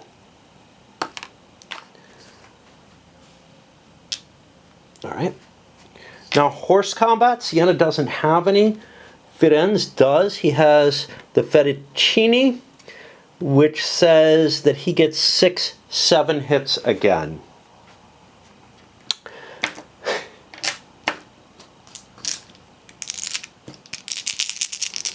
These all have to be 1s.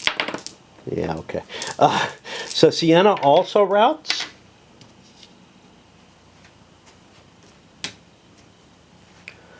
Which means next round of combat is going to shift to this.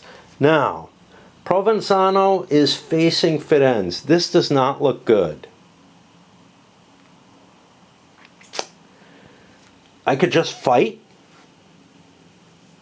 and count on my survival rolls to get away. Or I could try to run away, but I'm going to face heavy shots comparatively that'll probably wipe me out anyway. The Fettuccini are no longer special.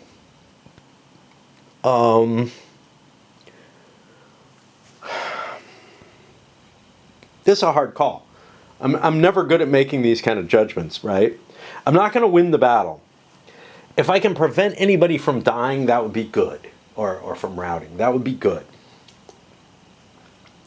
But if I can't anyway, I might as well stand to the last man, right? Because the pursuit doesn't happen in a retreat. The side that conceded at the start of the round or that has no unarmored lords when the other side did not concede loses the battle. Proceed thus. Retreat. I think there are, yeah. If you retreat without conceding the fields, yeah. So we gotta look at this because this is where the decision goes. Losing lords who were removed or who retreated without having conceded the field transfer all their assets except ships. So we would lose a bunch of carts, provender, etc. I think we're better off trying to leave.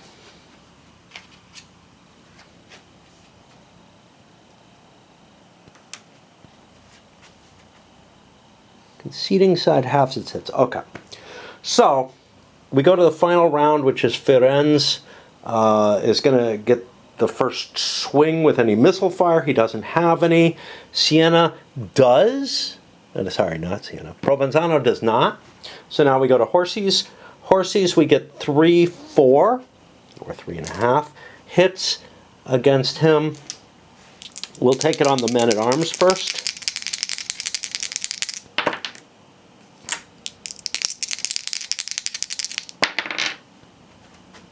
We're doing okay. We get the swing back. Our Cavalieri is only a half point, but that's enough to get a swing in. He will take that on his light horse, because why not? Reducing the size of forces isn't necessarily a bad idea. It reduces my feed requirements, etc. That brings us to melee. I have 2 shots at melee. Take it at the man-at-arms. And at the Cavalieri. We rout. Okay, I'm not sure what the consideration of that is, but I don't get to swing back. This goes here. I think I conceded the field, but I have to look a little more carefully to make sure that I didn't fail to concede the field because I lost all my units first. Let me put moved thoughts on both of these sets. So the way this is worded, all losing lord ending a battle, a side that conceded at the start of the round or that has no unarmored lords when the other side did not concede, loses the battle at the end of the round. Proceed thus. I think I did concede the field. So retreat to a single locale that has no enemy lords or strongholds that are already besieged by past, or withdraw into a stronghold that I control. I don't want to withdraw into the stronghold. So I fall back here, I think, Do I want to fall back on my supply line? Let me fall back on my supply line. I don't have to go into the same space that I attacked from. Otherwise, I'd be removed. The owning player chooses each lord's fate among the above. Defenders may not... Oh, maybe I do. Marching attackers must go from the space they approached. Yeah, there goes that idea. Let's put the moved fought there. Put these guys here with a moved fought.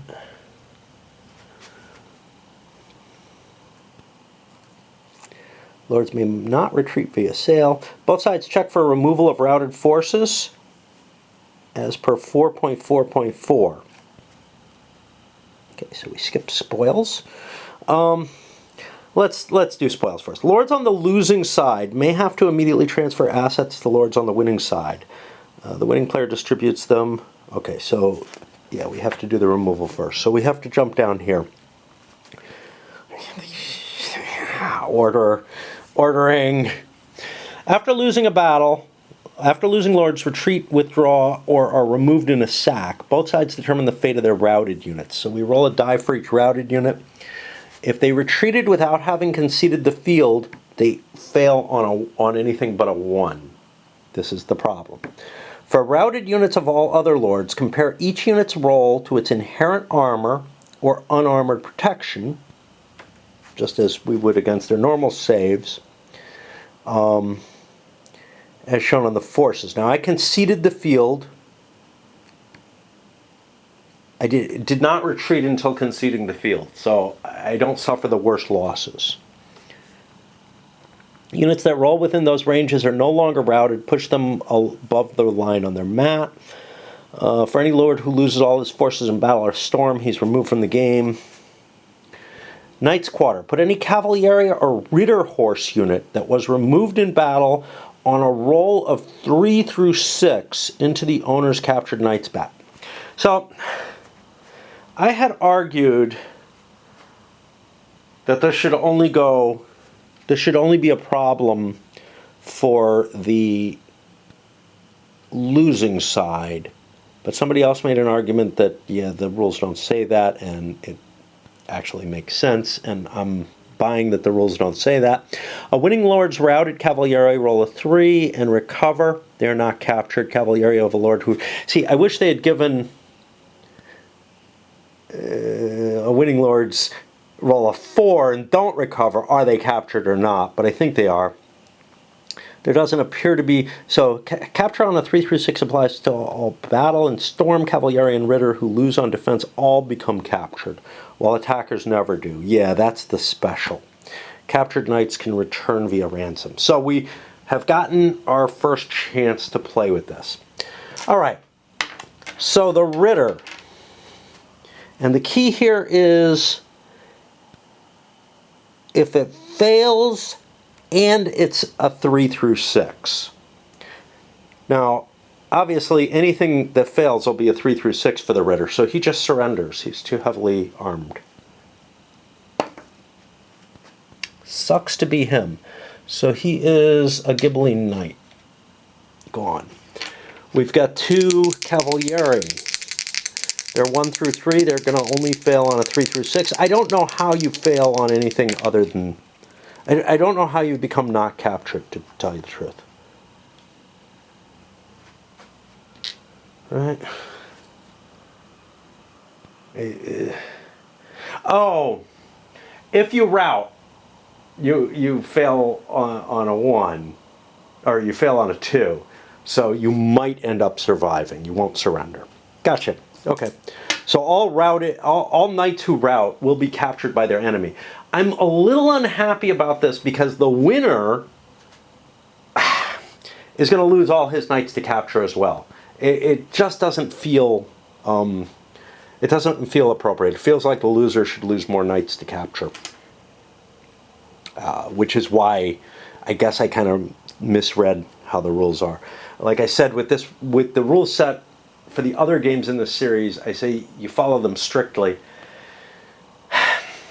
I can't think of a good argument other than, yeah, that just doesn't seem reasonable, but it also doesn't seem absolutely reasonable that the rules seem to very much support that the winner will have knights captured. And reality says it's sometimes happened, but usually not. Usually your captives couldn't be pulled along. You know, they're like loot and whatnot. Okay, so now we got a light horse who just dies. He doesn't get captured. We don't care about them, right? We don't care about these men-at-arms either.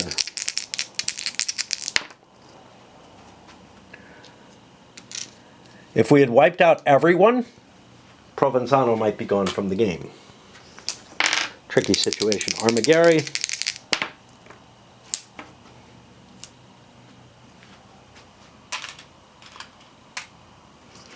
And finally the militia, who still have a chance of surviving. Okay. I'm going to roll the rest and just report back on it, because we've seen a lot of die rolling. We know how dice roll, right? So the net results, Siena and Provenzano, some decent forces, not much left. Arezzo and Firenze, much more troops available. Again, some of them are still decent. And all the captures are Ghibellines. The Ghibellines took a major loss there. Major loss. I just wish there was something that modified, like, you know, the winner only gets captured on a 5 or a 6. or something like that. Just make it a little bit less likely for the winner's troops to be hauled off as prisoners. But there's a lot of chrome in this game already. Now, we continue down, and then this goes to Aftermath, so we go back to 4.4, or whatever, 4.3. Look for this die that's, if I put too much pressure, this fake paper will crinkle funny. So we look for our losses. Now we go to spoils, just to make things in the wrong order. Lords on the losing side of the battle may have to immediately transfer all assets. Losing side who were removed, or who retreated without conceding the field. That's no one. If the Lord has mustered Carroccio, that is captured. Didn't happen. Lords who conceded and retreated transfer all loot and any provender beyond which they could move without being laden. We moved along a track, so laden is actually an issue. And this importantly happens before we feed, right? So horrible things could happen. Like if you get routed from the field, you might not end up with food. So I have 6 carts and 5 food. I'm fine.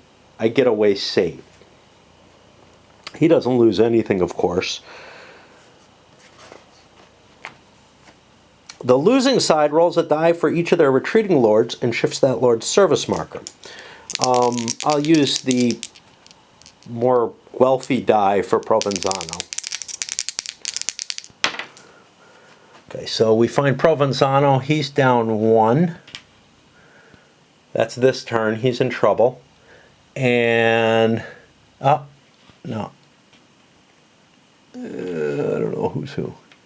These are his vassals. Okay.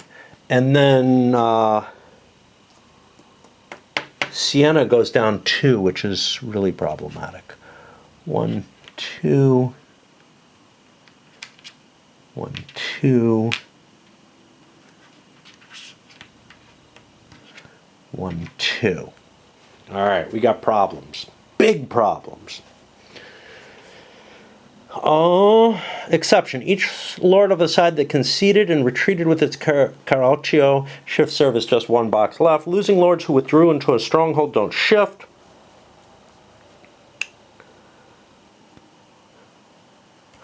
Then we go back to 4.4, which was before.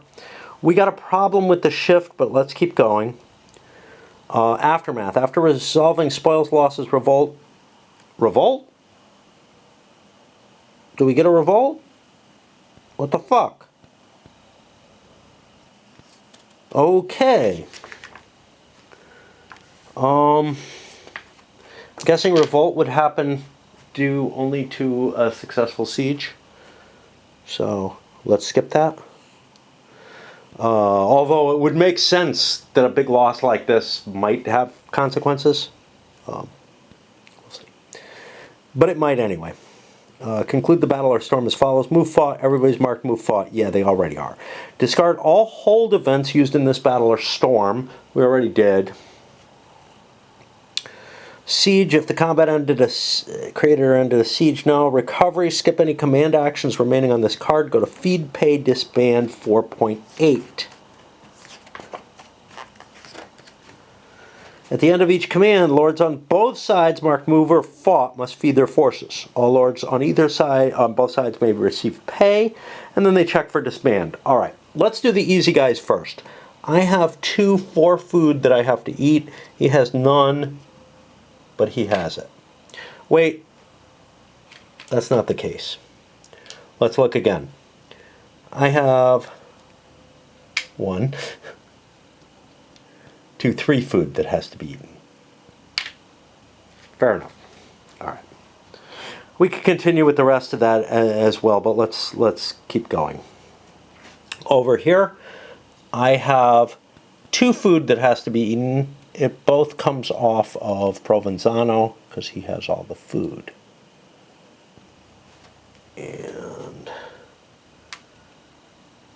get rid of those markers. These go away, I guess.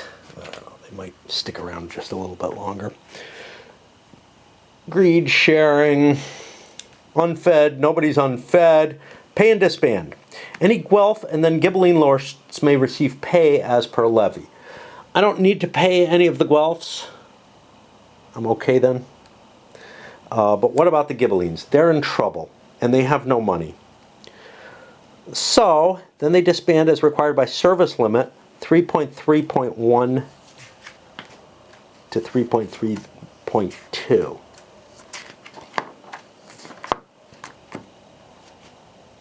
And you really, like, I have to follow this kind of proceduralism, which I don't like doing. But I feel like this game almost requires it just because of the amount of special cases, and the series really does. All right. Am I beyond service limit? It'll be removed from the map, and I check a revolt. Okay. Who's beyond service limit? Siena. And his vassal. All right, vassal service.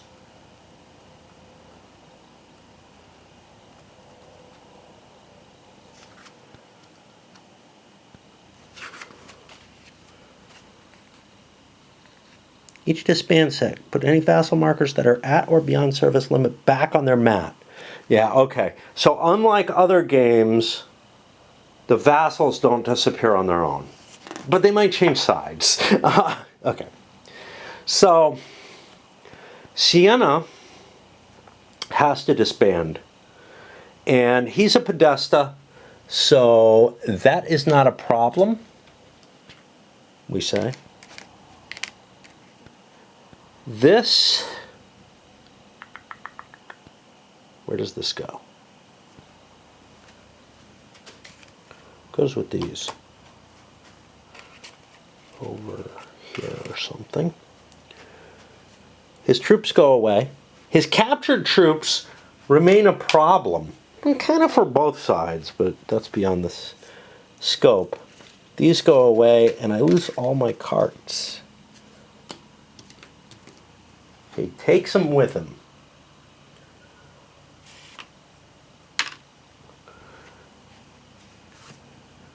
Now I don't have enough lords for all the cards that I have, which is going to be a factor at the end of the campaign, but we're not there yet.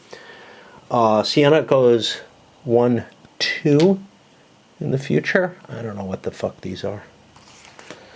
Shit.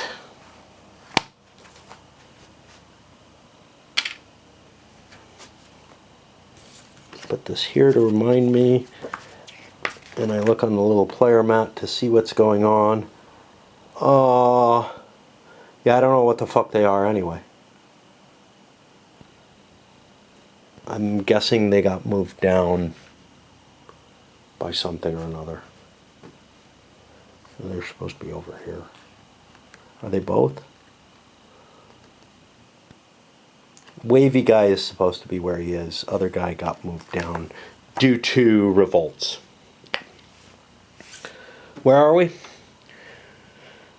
Put his 3 ahead of the turn. Did we get that right? We did not. So his service should be 3. I've got his command. I'm using his command for some reason. That's what's wrong there. Oh, no. Siena. Yeah, again, same thing though. His service and his command. Okay. He is a Podesta. For any other type of lord, set aside his and his vassal service markers, forces, and assets, commune, cylinder, and map. Do you have a commune cylinder if you're not a Podesta? Oh, for either type of lord. Yeah, okay. Revolt and treachery. When a lord disbands beyond service. Okay. We have not yet. We're at service limit. Where's that? That's down here. Oh, God. See, again, this shit. It's just not... It looks bigger than this, okay? Okay. The enemy side must roll on its revolt table. Yeah, great. How about on the other players? Or this side must roll. All right, so we're looking at Siena's taking a revolt for how many? I don't know.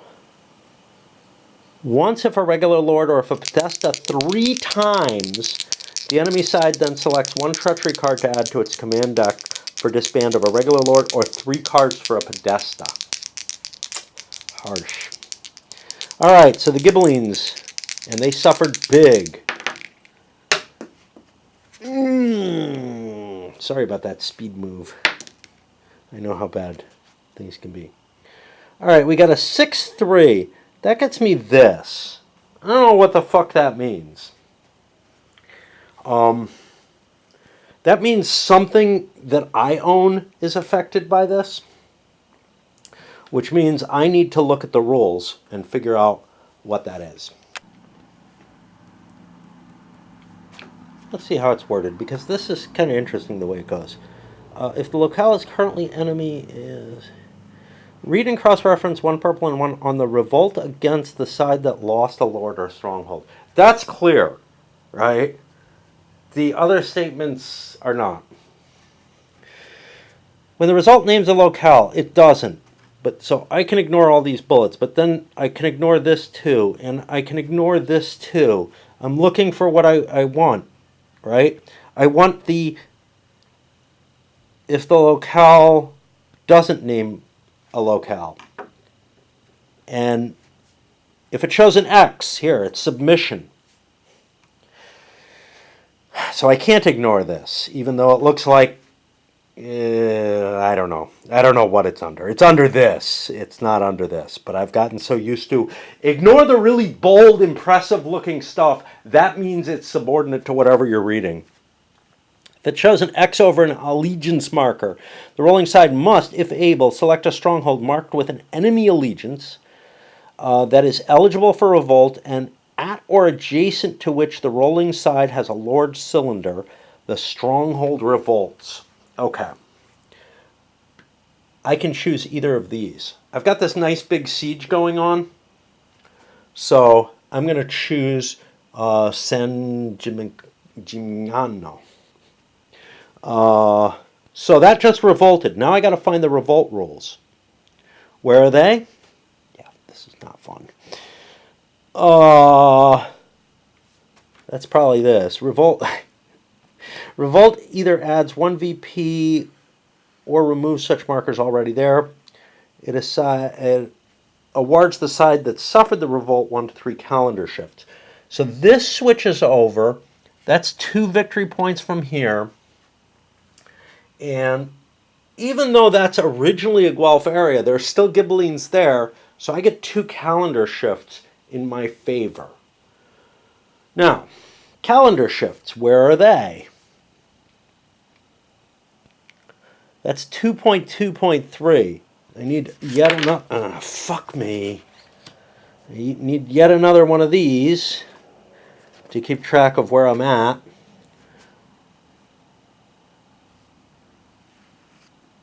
Let's see, tracking treachery, victory points, player order.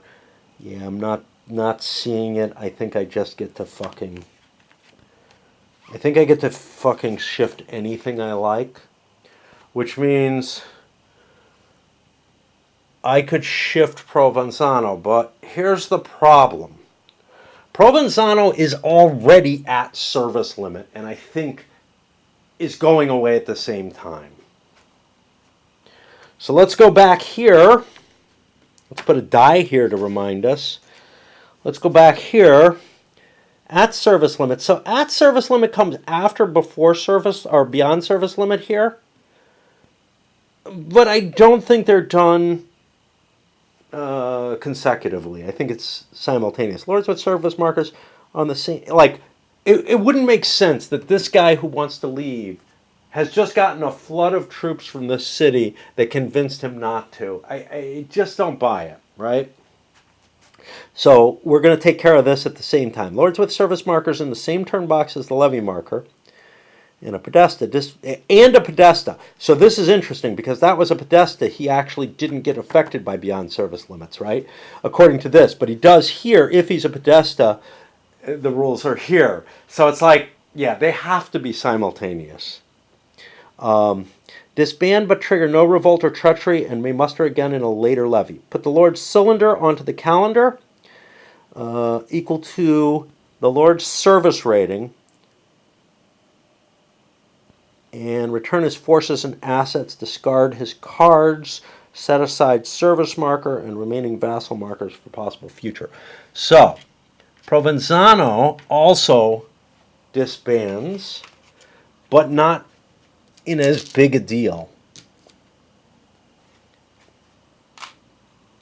His cylinder goes 3 ahead, right? That's his service limit. He loses his stuff. Yeah, this is annoying. Let's just put it that way. And he also goes back in the box, still available. But the game is over. Because we just lost both our lords. We have no remaining lords. We'll get to that in a moment. We'll finish up this. We've just ended a game of Inferno, though, I believe. Well, that was fast. You know, there just weren't lords available to muster. I didn't realize, but it brought it to a very, very quick end based on the loss of one battle, really. And that's it. It's over. Anyway. We're somewhere still. We're still in the midst of the revolts. Am I really disturbed by this? Not terribly. But I don't know how much I can talk about this game. So I was getting hit with 3 of these. I got 1.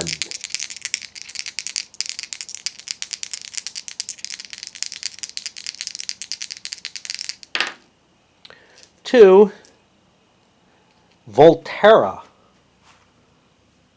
That's a Ghibelline one. Yeah, Volterra. Volterra's here. It's already under his control. That does something.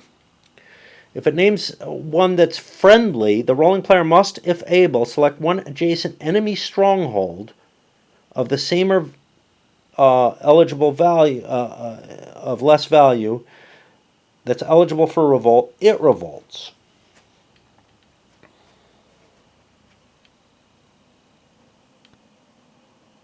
Okay, we'll take. I'm looking. We'll take this and dig deeper into his territory. That gives me more opportunities to push forward. Actually, is this even more interesting? This gives me as many opportunities. It gives me more opportunities. Yeah, this is much better. That gives me another victory point. We're getting closer. Not that it matters. The game's over and the Guelphs have won. But, yeah. And then the third is a 4-2 Asciano. No clue where that is. How did we find Volterra so fast? I don't know. Where is Asciano? And I can see what it is. It's a 1, which means it's going to be really hard to find, and there's nothing. It's over here. I believe it's unaffected. The locale is currently enemy to the rolling side, but not eligible. An enemy lord there or adjacent, or it is ruined, do nothing. I can do nothing. That's easy to do. Okay. Actually, the game is not... I had a die in there for some reason to hold something. Okay, so that's the revolts. This was the at-service limit stuff. That's probably where the die was. Where's combat? Combat is where I was. Moved, fought. We fed. Events, siege. Recovery. We skipped command actions. Go to P feed. Wipe. I don't know. Now we remove the markers and proceed with the next player's command card. So we don't actually end yet. I'm out of battery. This was Sienna's turn that we took here. Right? It should be. However, I'm at like 3 and 3, which feels wrong. Like I should have done a Guelph first. I don't know. Let's draw this. Arezzo gets a treachery card. At least we'll get to see this mechanism before the game's over. Right? Because we have not seen it. So, we look for the treachery card. What can I fucking do with this? Wow. These are beginning to hurt in a different sort of way. We didn't get to see Call to Arms. Treachery, treachery, treachery. Revolt and treachery. Strangely, not in the section that's describing what happens. So what happens if with a treachery card? Adding treachery, switching allegiance. You know, this is not it. Right? 1.4.3. That's here. Which tells me all kind of stuff. He can target an enemy stronghold for revolt or vassal for bribe. 4.2.3, 4.7.5. It's going to be 4.7.5, 4.7.6. That I know. So here we go. Upon a treachery card, the active player, if unbesieged, may attempt the revolt of a currently enemy stronghold, not ruins or outpost, that he is at or adjacent to that has no enemy lord there or adjacent. So here's the thing. I'm set up to siege this. I've gotten quite far. I kind of think I'd like to go further. Now, I could bribe someone, but I don't care about that. First, openly commit 1 to 4. No, this is revolt, right? First, commit 1 to 4.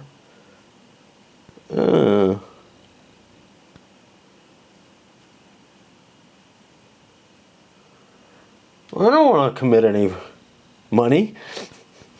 All right, let's try the other one. Upon a treachery, because I have to do something, I believe. I can pass with it. It discards the card. He is unbesieged and has at least 1 coin. Do I want to push further? I mean, why not? Right? Why the fuck not? Let's go for this one. Get us in the direction of Siena. I have 1 coin. I'm allowed to share, though, so I think I can use both, right? Yeah, may share. So yeah, I'll use both. What does that do? That sets my value at 2, and I'll roll 1 die for $2. If I succeed, I have to pay the coin. I fail, so it's no big deal at all. We go back here. Oh no, we're right. We're right. Guelphs go first. Yeah. Provenzano gets a treachery. It's a waste. I mean, anything they draw is a waste at this point, right? Arezzo gets an action. Arezzo now has not as much food as he would like. What's my remaining card? My remaining card is a Firenze card. Arezzo has the good siege. I'm going to, not that that matters, I'm going to roll 2 dice looking for 3s. I actually succeed. So I've taken this, and we go through the siege process, etc. I don't know if I want to do it, because here's the thing. I mean, we're just going to see more stuff catapulting over. But the key here is, if the last turn of scenario and play, yeah, that's not it. Where's the automatic victory? Maybe it's already happened. I mean, there's no reason to do this other stuff, right? If at any moment during a campaign a side has no mustered lords on the map, the game ends immediately. Yeah. So it ended as soon as this battle was resolved. And what was the cause? Well, obviously losing a battle. And that kind of makes sense. A key battle could swing everything. But another factor that was in play was the fact that the Ghibellines had no money left. So they couldn't buy off their lords and prevent them from leaving the board. They had no money, no loot. That's a bad situation to be in, apparently. You know. But another factor that caused the loss to happen as quickly as it did was the way the scenario is set up. Really. I mean, normally these games in this series allow you to have a fair amount of lords on the board. Or don't... This really kind of steered me towards this major battle. Some of it may be due to revolts or whatever, the fact that Colle revolted. But I felt kind of channeled into this. The Guelphs had to go for this. Now, they would have been safer had they failed, had they lost the battle. The Ghibellines were not as safe, but especially with hidden units or whatever, it's very hard to judge, are you going to win this battle or not? I've had some iffy feelings about the, hey, all lords are knocked off the battle and the game's over in other games of the series, certainly in Almoravid, okay? Where it just feels like, yeah, okay, is this really the end? Now, one way you can look at it is, this is only a couple of years of campaigning. That kind of major victory could indeed have swung everything. But does it really make a difference whether there was like some doinker out here with maybe one militia or one serf or whatever on board, whatever they're called here? What are they called here? Vilici. Probably villains. Essentially, just the Italian word for it. But with one serf in place, is that really enough to convince you that, you know, the war would continue? What's up with all these lords? How come, you know, it almost feels like there should be, sure, there should be a big advantage. Maybe the Guelphs are able to capture a lot of stuff, but don't you think the Ghibellines would come back in the course of the campaign or whatever? You know, the historical situation ended up, I believe, with a major Ghibelline victory for this campaign, but almost within a couple of years, the Guelphs had basically overrun everything. So, you know, it feels a little artificial. But on the other hand, you know, hey, it gives you an opportunity to stab for a quick win or whatever.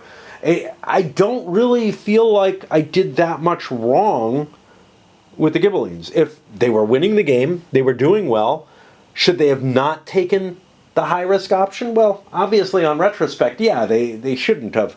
But this high-risk option was very important to them. You know, what do? Just allow the Guelphs to take the castle? And the only way I had a chance of beating them was by bringing my entire force.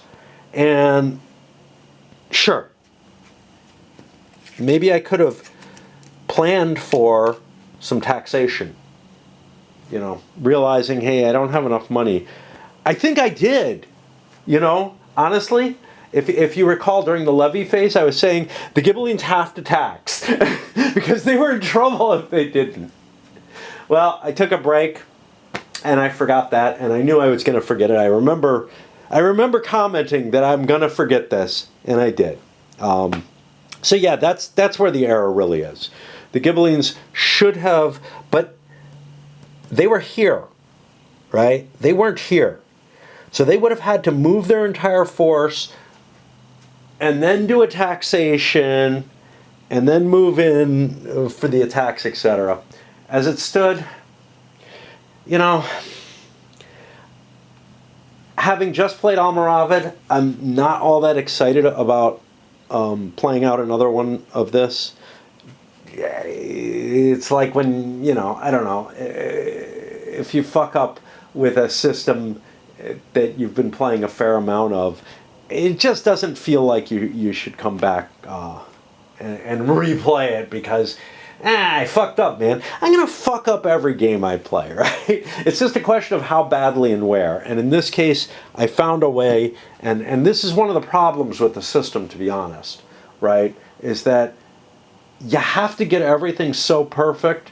If you do fuck up, you might be in very, very bad circumstance. And I think I got kind of a lucky play on Almoravid, where I didn't screw up until very late in the game. All right, that's all she wrote. I still like the system. I just, there's so much of that, wow, everything's dependent on me getting so much perfect, or else I lose, you know? And here, maybe I didn't lose, right? If I had gotten if the battle had gone the other way, the Guelphs were not in as much trouble, but they were already behind the 8-ball in situations, and this would have pressed forward. The Ghibellines would have been in very, very strong position. The only question is, you know, some of what they did that got them in that strong position may have had something to do with them not having coins left. I don't think so. And I can kind of tell you one of the reasons, one of the things that helped the Guelphs was essentially all these revolts gave them additional time on here. That's the factor. So the fact that the Ghibellines were doing well and they didn't consolidate, but the fact that they were doing well is where I lay my blame, right? Because I'm going to fuck shit up. And so the Guelphs were at an advantage given who I am because they lost more territory. That feels wrong, man. That feels wrong.